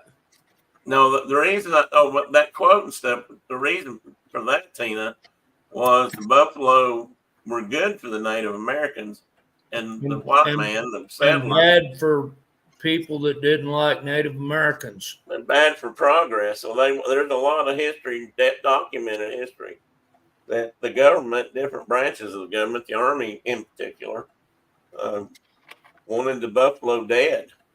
And there are some statements that I thought were kind of inappropriate. I just didn't put in here about, it's almost like the only good buffalo is a dead buffalo. Yeah, it was. It was the whole basis of their entire way of life and economy, and I mean that's how they lived. Yeah, they were not bad for Native Americans. They were good, but at the same time, by the time they had the technology they had at the end of the kind of bison period, there are people that say that the bison would have gone extinct with no control. And that's when I got to talking about, I think they would have tempered that personally, but I think they would have too. I mean, I believe they would have. because it's like, okay, we're killing too many. We need to back off on this so that we have them. And something we didn't talk about, I don't think, one of the reasons that the hang on, let me get my picture. Let me get my screen back here.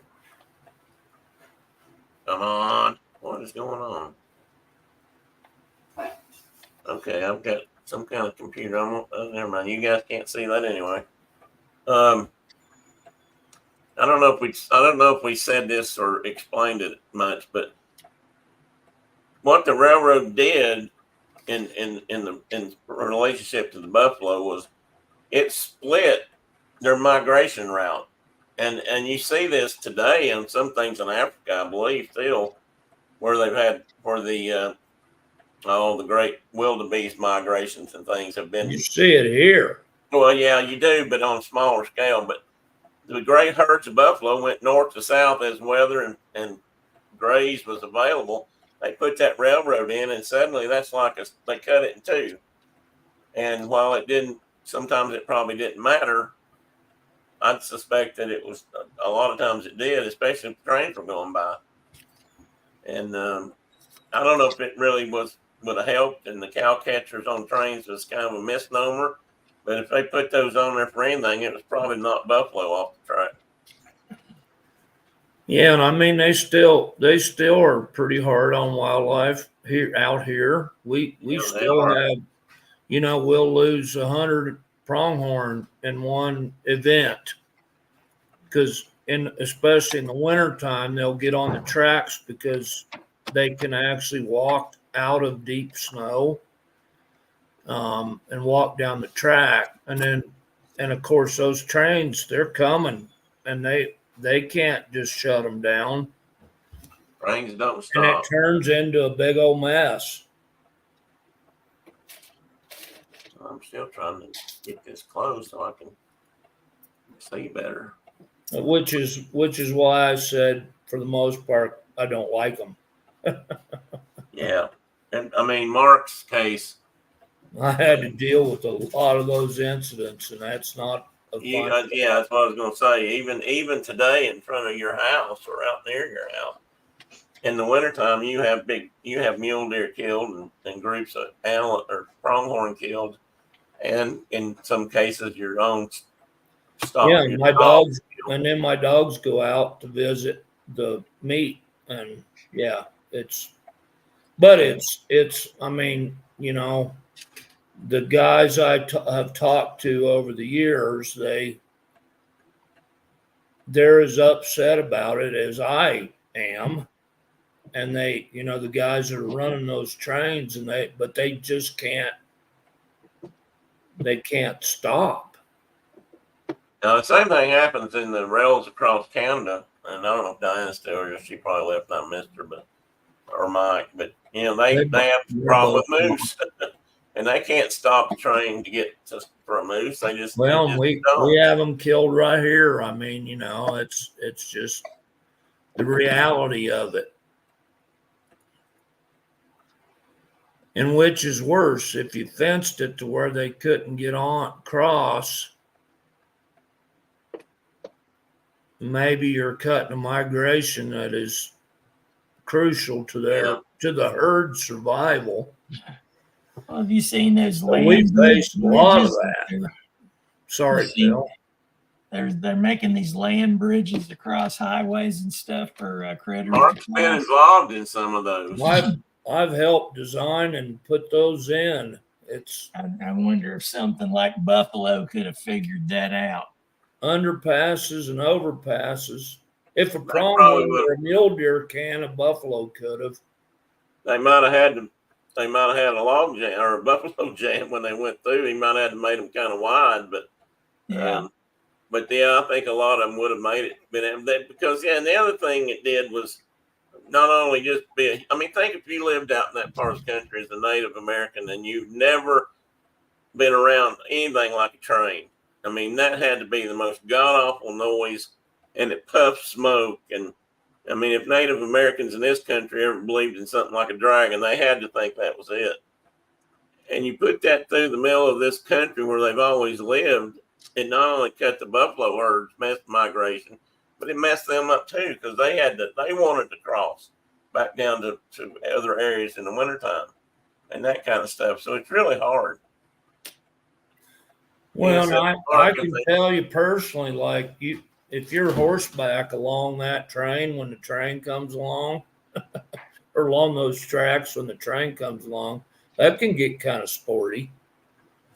I say that again. I was reading something. What did you say? I said if you're horseback, if you were a Plains Indian horse people, after they got horses, and you were anywhere near those tracks when the train came along, that can get kind of sporty.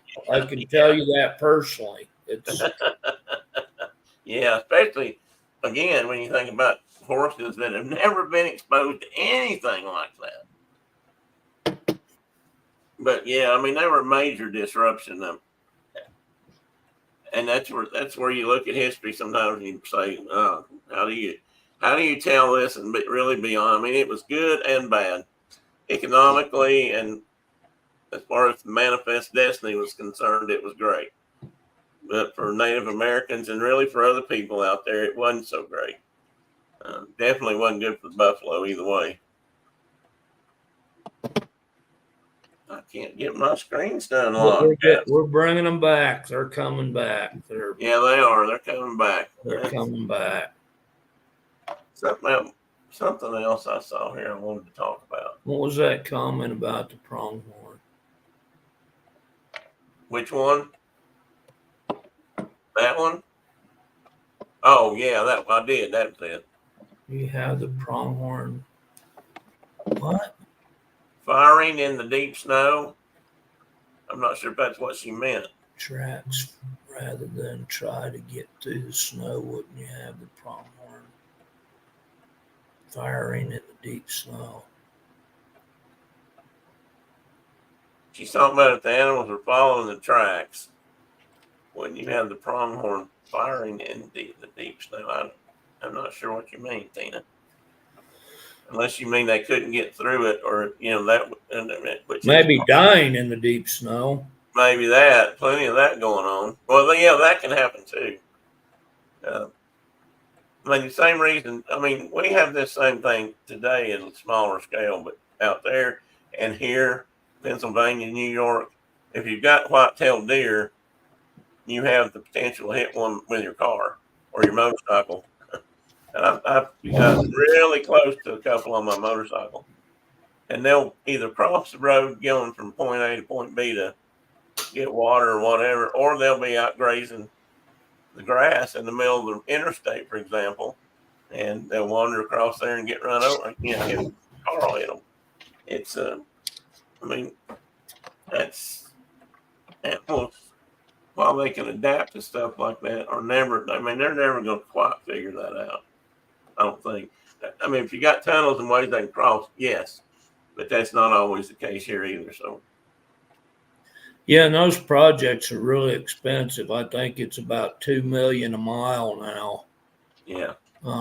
If you put like one underpass deer box under the highway, and yeah, she meant dying in the deep snow. Yeah, so yeah, and some of them would have, Tina, certainly,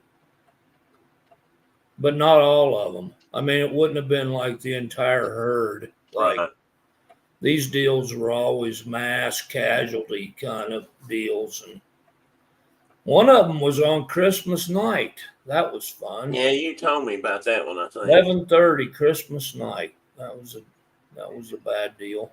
And out there. That was 100. That was 180 plus pronghorn. By the way, it wasn't. Damn. So yeah, that's a hit. And you guys had to go out and they were, and they were on their horns and they were doing whatever they could do, but They just didn't. They couldn't. They didn't get out of the way. Right. And you had to put some of those down. A lot of those weren't dead, weren't they? Didn't you tell me that, or was that a different? Way too many of them. Yeah, that's nobody. I don't That care who wears on you. That's hard. That's hard on them. Yeah, I wouldn't. That's the kind of thing that can turn you plumb against hunting if you're not careful. Some people, anyway. But that's different. That's not hunting. Okay, I was thinking it maybe be about the same number. And it's funny because you get mule deer that'll herd up and kind of be in the same situation. Back here, we don't really get white-tailed deer herds except in places up north where they may be yard up together in the winter. Right. Not like you guys do. I mean, you guys have a herd. You get thousands that come down all at one time. Big group in an area that are all part of the same big herd. And it's really different. So, it makes a big difference if they're trying to get across the highway. Well, I would. Dang it, I can't turn that off. Why that's important is I can't bring up my other pictures that I was going to tell you. This is supposed to be about trains, happy trains. Happy trains. Well, I was getting there. What's that happy train? What was that happy train? Little golden book.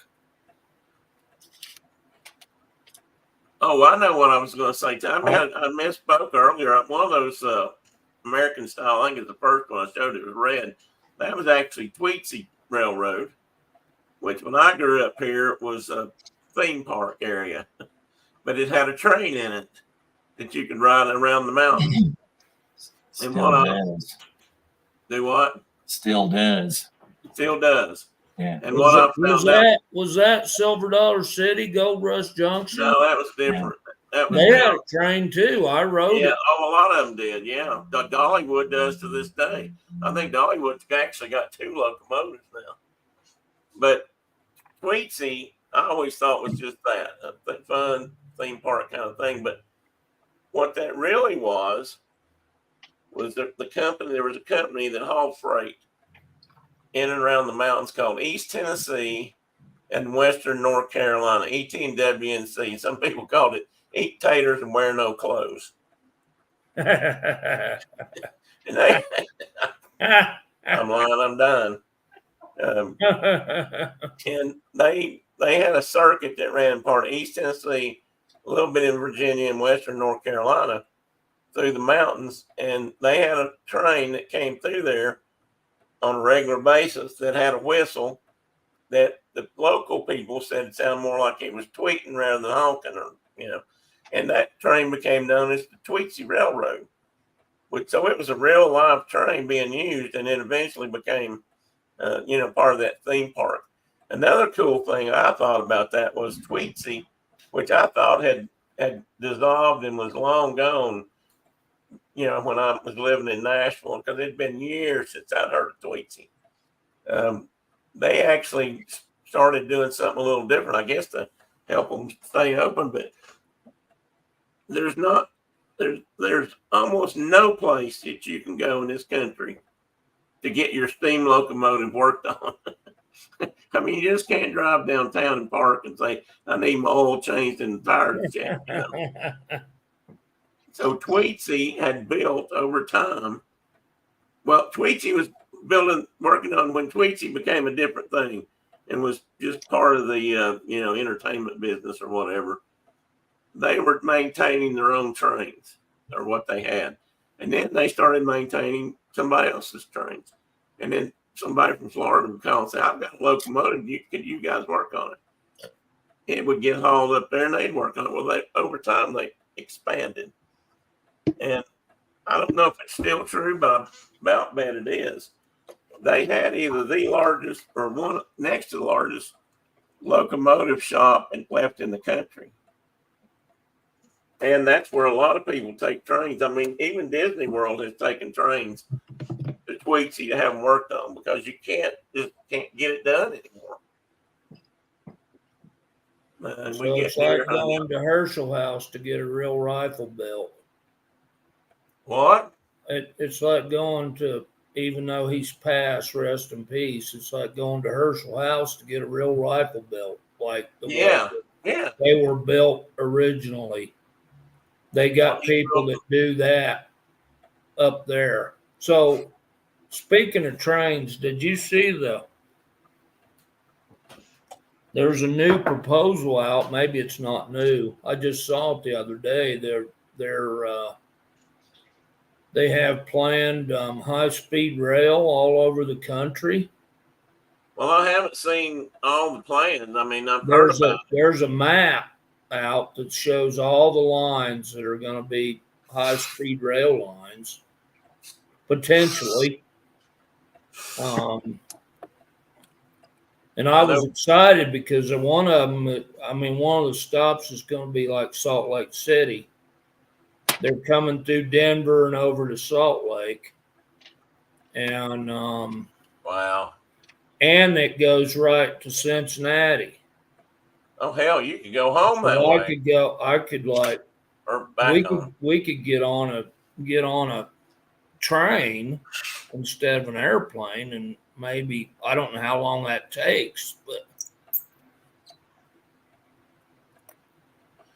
okay, I agree. There is something, and that's. I mean, I guess that's why I got to loving them so much and reading about them and stuff. I'm not the kind of guy that's got the models all over the place of the trains. I wish I did, but I don't know. I just love the way they're built, and I dropped something. Dropped my towel. My dad rode from Southern Ohio to MCRD San Diego on a train. Yeah. That must have been just right at the end of any kind of passenger service. And he talked, that was in 1960, and he still talks about that to this day, that was such a cool adventure. I would say, Tina, I haven't looked at all the plans for race or the high-speed trains, but usually if they're really serious about it, they are up high, they're mounted high or a monorail. And so I don't think they would be near the problem. But I tell you what, if they ran one around the country and I could get a ticket, I'd be on it because I'd love to do that. But going back to Kay's comment, I mean, I can't think of anything in the romantic sense of, art and the country and the scenery and all that kind of stuff, than riding a train. Brendan and I've talked for years about going somewhere and catching the train and getting on Amtrak and riding around the country, because they used to do a loop, and you could actually find. We have one that comes by here about every 6 months, I'd say, an Amtrak train. Yeah. They sound so much different, and well, I got a train going by the house right now. They're much less obnoxious in the sense that they're quieter, but they did you say that Brenda had taken that coastal line? Yeah, and I can't remember now. It's like the Sunset Coastal. It has a name. Shauna rode that train from Sunset San Francisco to San Luis Obispo. Yeah. When she was young and floating around the country a little bit. So that was same train, I guess. In her hippie days. Huh? Back in her hippie days? In her hippie days. Yeah, Brenda wrote it from, they had to get on, I said Los Angeles, but they actually had to get on just north of Los Angeles. Oh crap, I can't. There's a little town there that I remember hearing about from TV movies, something. Just Irving, Irving, California. Oh yeah. And they got on there, which was just like on the upper edge of Los Angeles, which Los Angeles is right out from here to next week. It covers everything now. Yeah. But they got on there and they rode it north, and they actually got off of it. Her uncle lives in Pacifica, California, which is on the coastal part of the San Francisco. bay. I mean, it's actually over the mountains and over there by the actual river, not the bay, or the actual river, the ocean. And they went to Oakland, and they got off at Oakland, and it took them on into the. Her uncle came and got them, and she just loved it. I mean, and it was they made stops along the way. I mean, it was a little. If you were in a big hurry, that wasn't how to go, probably, but you still Right. got up there without driving and all that. And it was 6 or 7 hours, I think, which would take you almost that long to drive it anyway, to be honest. Well, It it wasn't would like they now. stopped every little town, right? If you're ever in the bus any long distance, you know that they stop at every little burg. I mean, you stop, ride, stop, ride, stop. I've ridden the bus a time or two, and it's they can get kind of I old. went from Fayetteville, Arkansas to mom and dad's. Well, I didn't get to mom and dad's. I think I went to Huntington, West Virginia when I was in school in Arkansas. My truck froze up on me. We had a bad storm in the on the eastern edge of the plains, and my truck froze up, and I had to hop a bus because it was Christmas time, and I bet that's fun. and that took, I think it was 27 hours Whew. from I don't doubt that. from Fayetteville, Arkansas to Huntington, West Virginia. It took forever. I was like, It was probably at least that long. And we were, the first couple legs of the journey was like me and like 6 other people on the bus. I'm like, this is going to be all right. And then we stopped in Joplin, Missouri, and that sucker filled up and you couldn't even turn around, and yeah. There were a whole ton of that trip. There was a ton of truck drivers. Their trucks had all frozen up in Kansas and eastern Oklahoma, and they all climbed on the bus. I mean, it was quite the adventure. Mm-hmm. Okay, Tina, I'm not avoiding your question. I wanted to comment on it a little bit. Vancouver to San Diego, was that the same train? Was that the Sunset Limited or Coastal Limited, whatever Phil said a minute ago? Because that train, Brenda rode, goes way up north. I think it goes to Vancouver. And if you rode the whole stretch, it goes from there all the way down to San Diego. I bet that was fun. Huh? I bet that was fun and cool. Oh, country. I think that'd be a great ride. I mean, you could see something. And one of the things Brenda told me about it that I thought was pretty cool was the train doesn't run on the coast all the time. I mean, it goes inland some, probably to some of the stations. So you actually get to see some of interior California and coastal California. So I mean, I'd love to go do it. And Tina and Kay also said that she would love to ride one of those that goes through Alaska or Europe, and me too. And we've talked. I've known a couple of people that have taken Alaska cruises where you got off in Anchorage or something. Anchorage. Is it on the coast? Anchorage. Anchorage. Think about it. Okay. They would get off there and they would get on a train and ride around Alaska, and then I guess catch a flight home from Anchorage. Tina said 15 days of planes, trains, and automobiles and ships. Cool. So you saying that was your trip, Tina? Were you on 15 days of all that? Was that you have to tell us about that someday. Tina says we got on in Anchorage. Oh, cool.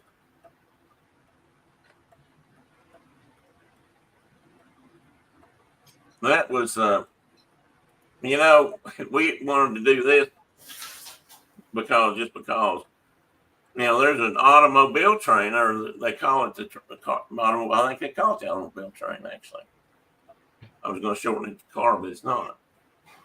Train that runs along the East Coast where you can actually load a car if you're moving south for the winter or something. And they will actually take the car there and you can ride along with it. And back then, it's still today, but I guess that train went through Sanford, Florida, which is east of Orlando and Disney World and stuff, probably a little northeast actually. And that's where the auto train got off, stopped, and that's where you had to disembark. And but there's no place around here to get to do that.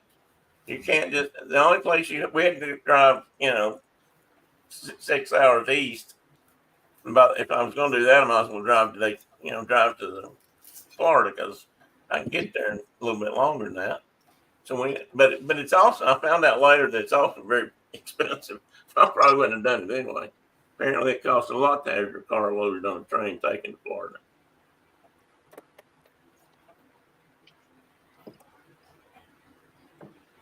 There was something about that I was just thinking about, the trains that affected.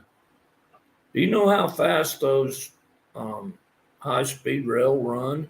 Well, if you talk about what I call true high speed, they can go up 200 miles an hour or more, like the ones in France and Japan. But now they also, anything that gets up around 90, I think, is considered high speed rail. The train that runs along the East Coast, that runs like New York to Washington, that gets Acela. Yeah, well, Instella or Acela? Acela, A-C-E-L-A, Acela. It runs, when it gets out of the cities, it's pretty much an express from one to the other. A lot of people commute that way, or they go back and forth when they need to do that. And I think it runs right up around 100. But I don't know if it gets over 100. But that big boy that you were chasing, it probably gets up to, like you said, 80 or 90 miles an hour. Yeah, I think they said the top speed on that thing when it was in the flats was like 85 miles an hour. Yeah, and that's probably really firing it up going down the road. But and they weren't hauling much of a load. I mean, they had, right. I don't know, they might have had a dozen cars and a caboose that they were hauling with that great big thing. So they were moving on. I didn't see this. Tina's a time traveler. She got on and she did something in 2029 and then came back to 2019. That train, I want to get on that train. That's it. I'm getting my laptop. Oh, me. I'm trying it's auto correcting her. Oh, me. Anyway, that was, and I sure wish I know what. I'm going to shut my computer down when I get through. I can't get my monitor to work. Why are you not working? It's getting too hot? Well, I don't know. Surely not. It's not hot out here now. I mean, I keep it about 70 in here, so between 68 and 72. When it's hot, I mean, I'm having a great time watching the hummingbirds. The hummingbirds out here are just starting to get real homey. I mean, their antics are just, they're clowns. And then they'll sit there and just kind of all together around the feeders there and rest for a while. Then they'll start all over again. But anyway, so trains they've kind of had a curving, their existence, I guess, in this country and probably most countries. But well, they're getting ready to put in a high speed. I know some of you know about this, but they're putting in the high speed rail in Florida that's going to run from Miami to Orlando, and Disney has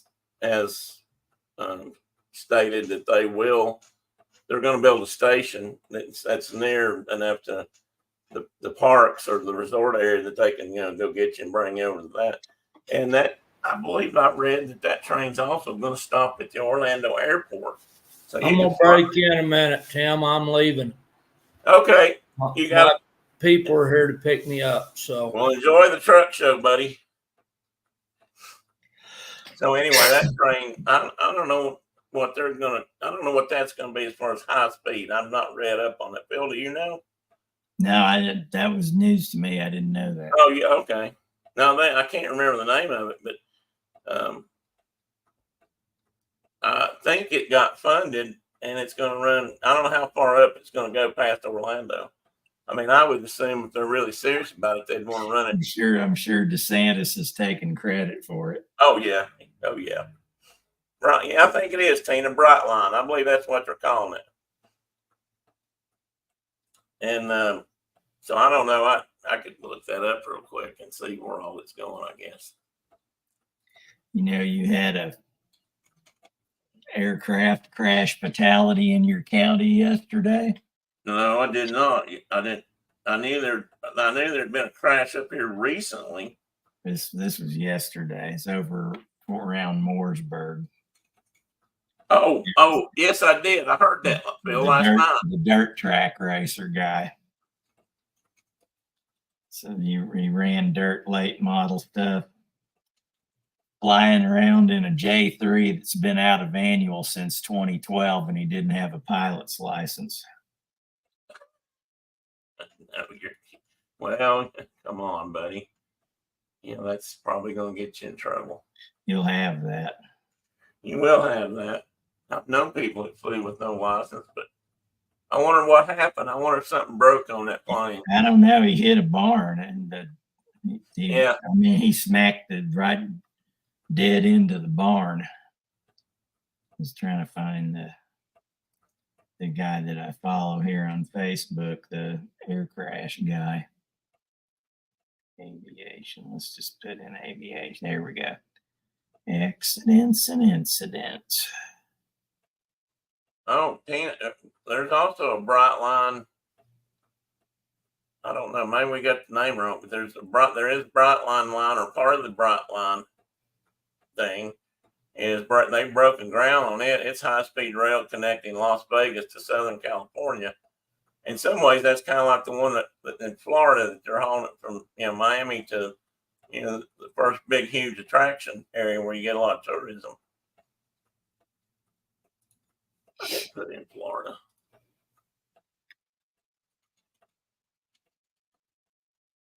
I was hoping I'd find a map. Well, the AI thing gave me something here about it. The Brightline is a high-speed intercity rail system in Florida, and obviously other places that connect Miami. No, it's just Miami to Orlando.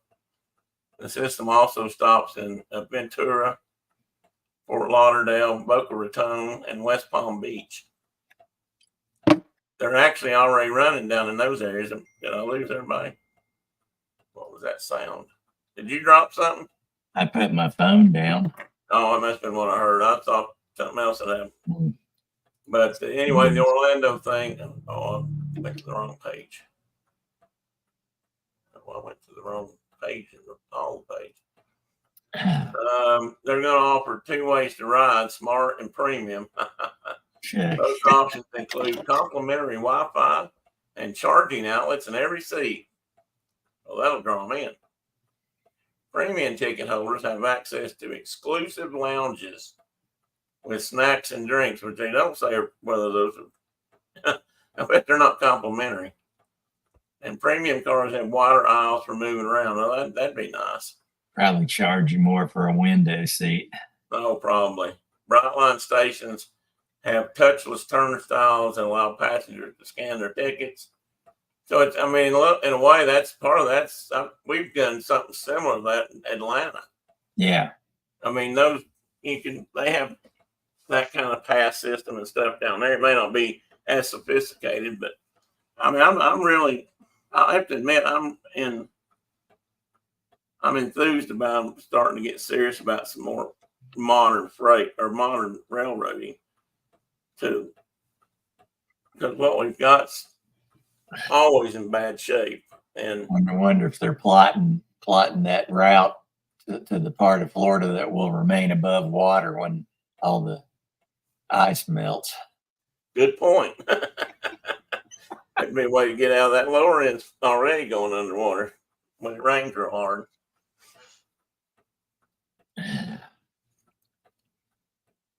I'm guessing, since they're in California too, that Brightline must be the name of the mother company. And here's something that says they're an intercity rail route that in the United States Well, that's the first of Miami to Orlando. Or the track is going to be owned and shared by the Florida East Coast Railway. Brightline is the only privately owned and operated interstate. Oh, it's private.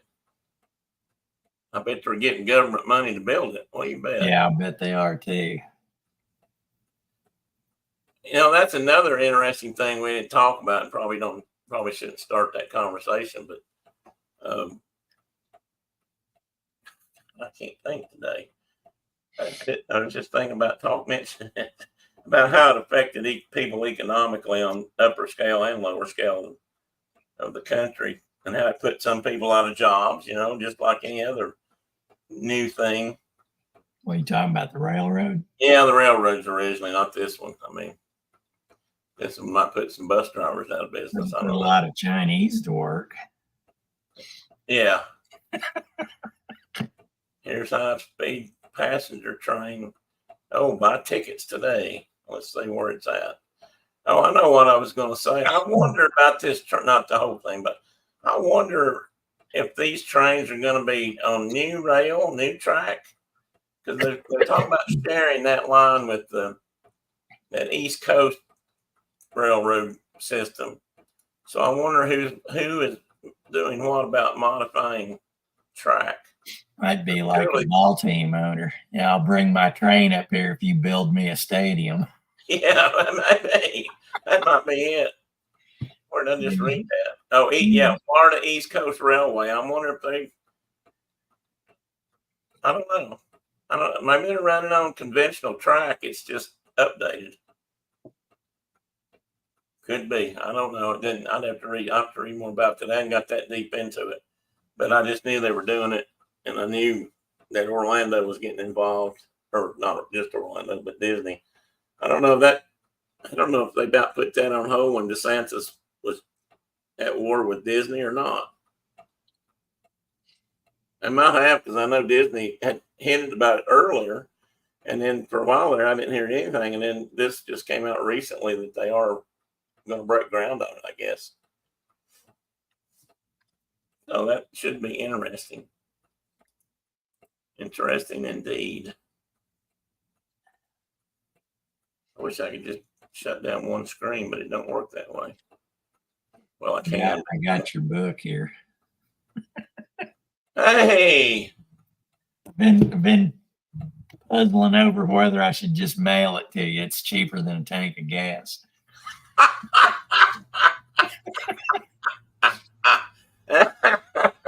If I drive over there and give it to you, it'll cost me $17 in gas. So I thought I added that up the other day. Oh man, that's a good point. Unless I ride the motorcycle over there. Well, I don't know. Maybe we can figure out a way to get it brought up here. I've got one family member, son-in-law that was up here last week. He put some rails on my steps. Oh, okay. And he's coming back up. He told Brenda the other day, or yesterday maybe, that he's going to try to come up Wednesday. His mother lives in west of us in Bean Station. So he comes up here and does work on her house, and then he comes up here and does something for us. So I think he's going to put up those shelves in Brenda's sewing room for fabric and stuff. And so we could, if that gets to be a fairly regular thing, maybe we can swap it that way. The bookmobile. Bookmobile, yeah. Well, just hang on to it. I got it right here on my desk. So, is anybody left but Tina? Is it me, Tina, and Phil? I don't know if it's Kay. You still here? Who's still out there with us? I don't know. I'm not logged in on. I'm just on your stream here, so I can't see. I can't talk to nobody. Yeah. I wasn't going to log into YouTube. Yeah, that's okay. That's right. That's okay though. It looks like there's just 3 in, so that may be it right now. Well, so it's about time to shut down anyway. Oh, now there's 4. Somebody came back. Mr. Bites explores. My ears have failed. What? My ears have failed. Off hell. I don't know to kick that guy out. You got a spammer. Mr. Bites, Explorer, identify yourself or leave the room. Yeah, I don't know. Every once in a while that happens. Okay. Or Tina, have you seen him around anywhere else? Okay, he's listening while she's cleaning. That's bad. If me talking about this day has drove you to cleaning, that may not be saying anything good about my discussions.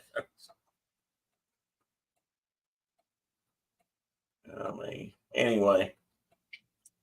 Oh, I don't know what we're doing. I think I got some new. I'm old, so I'm talking about medicine. I got to pick up some.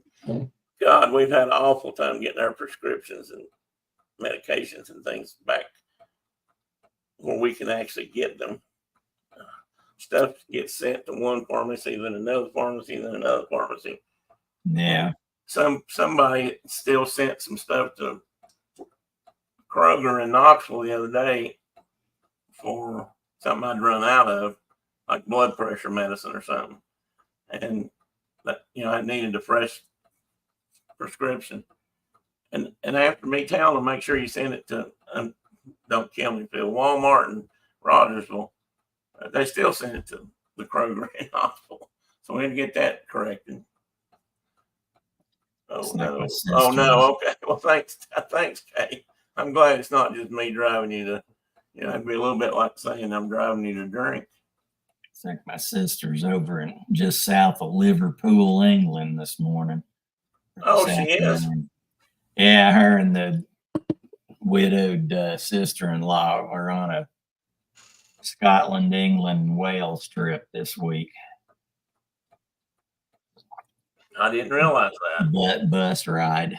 She'd already paid for it. The widow did, and then he passed away. So Melissa bought his seat. Oh, I got you.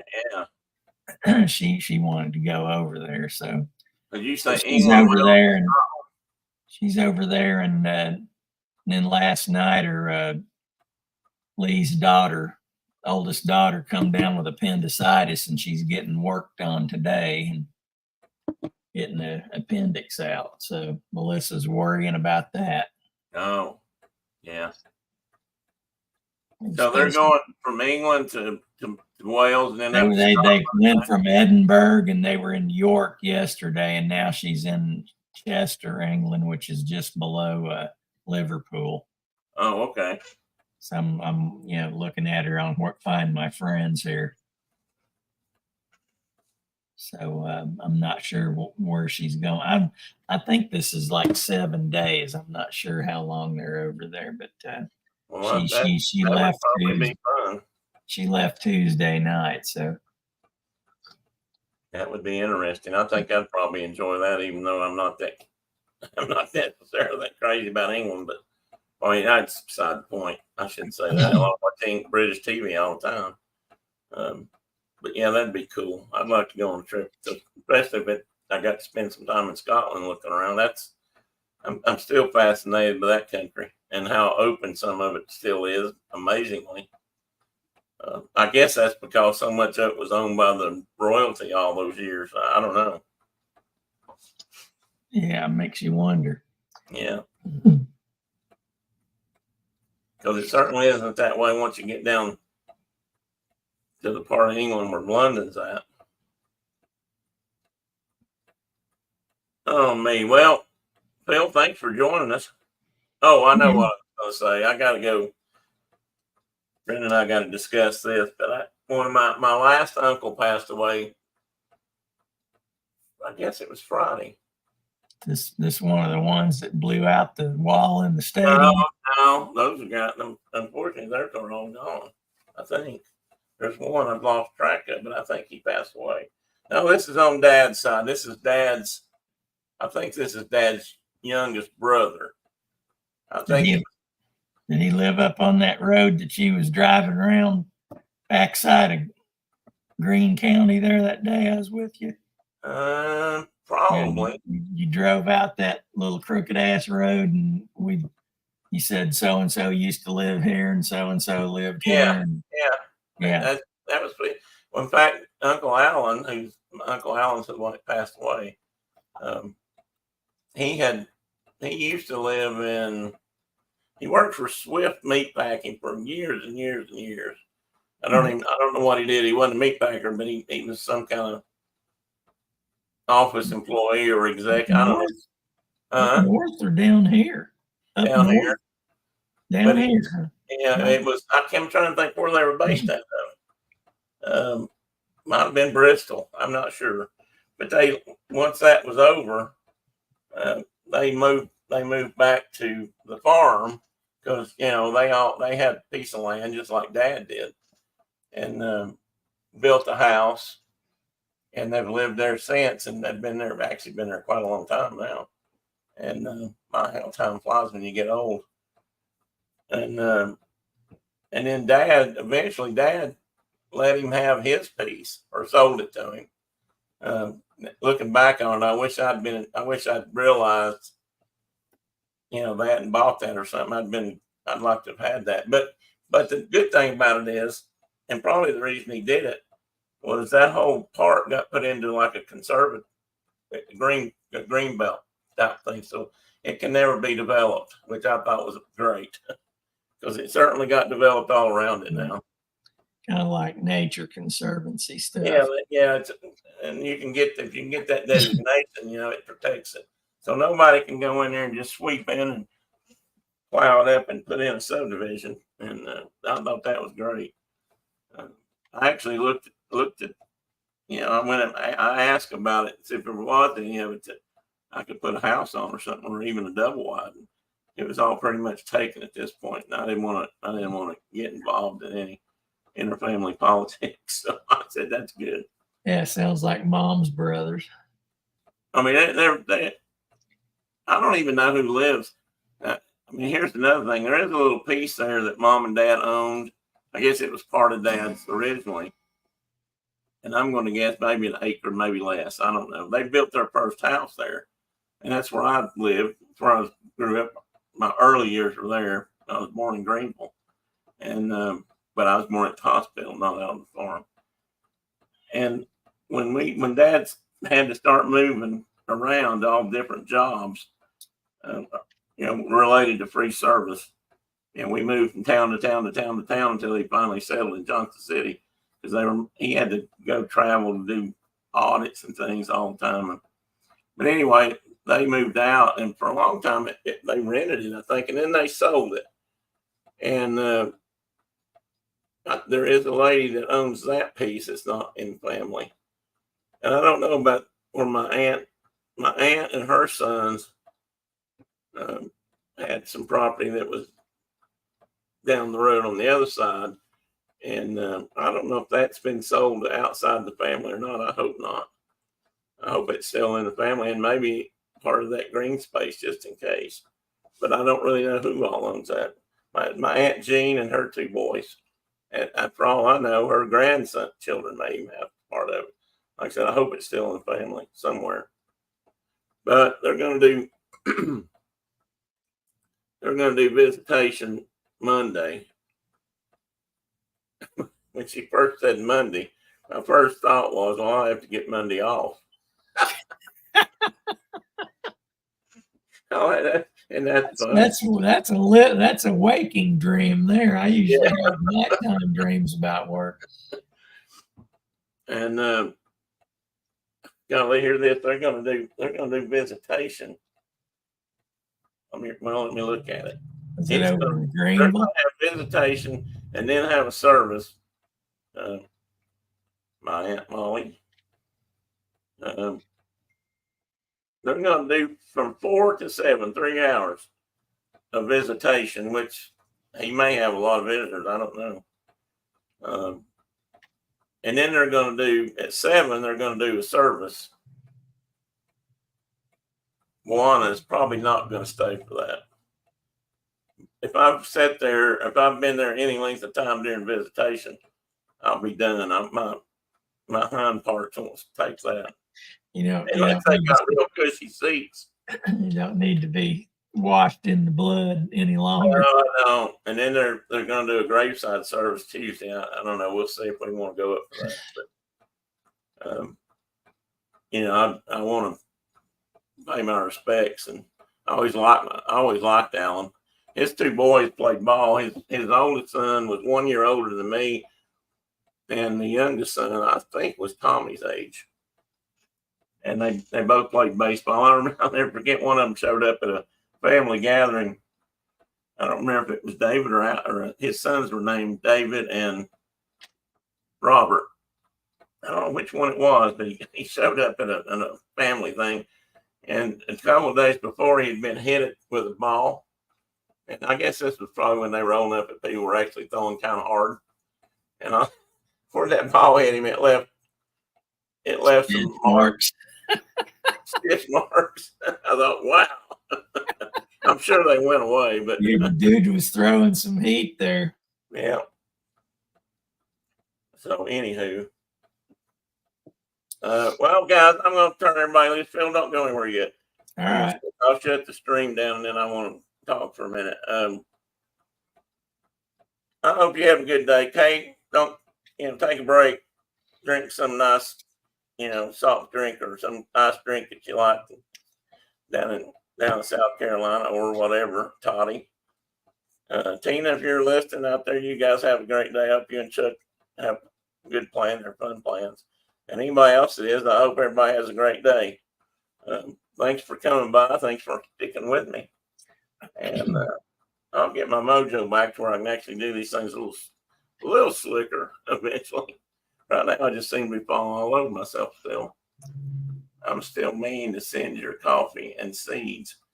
Well, you know what, Tina? I need to send you coffee too. So, I ain't sent that either. I was going to send out some of that extra death wish I got. I probably still need to send some of it around here somewhere.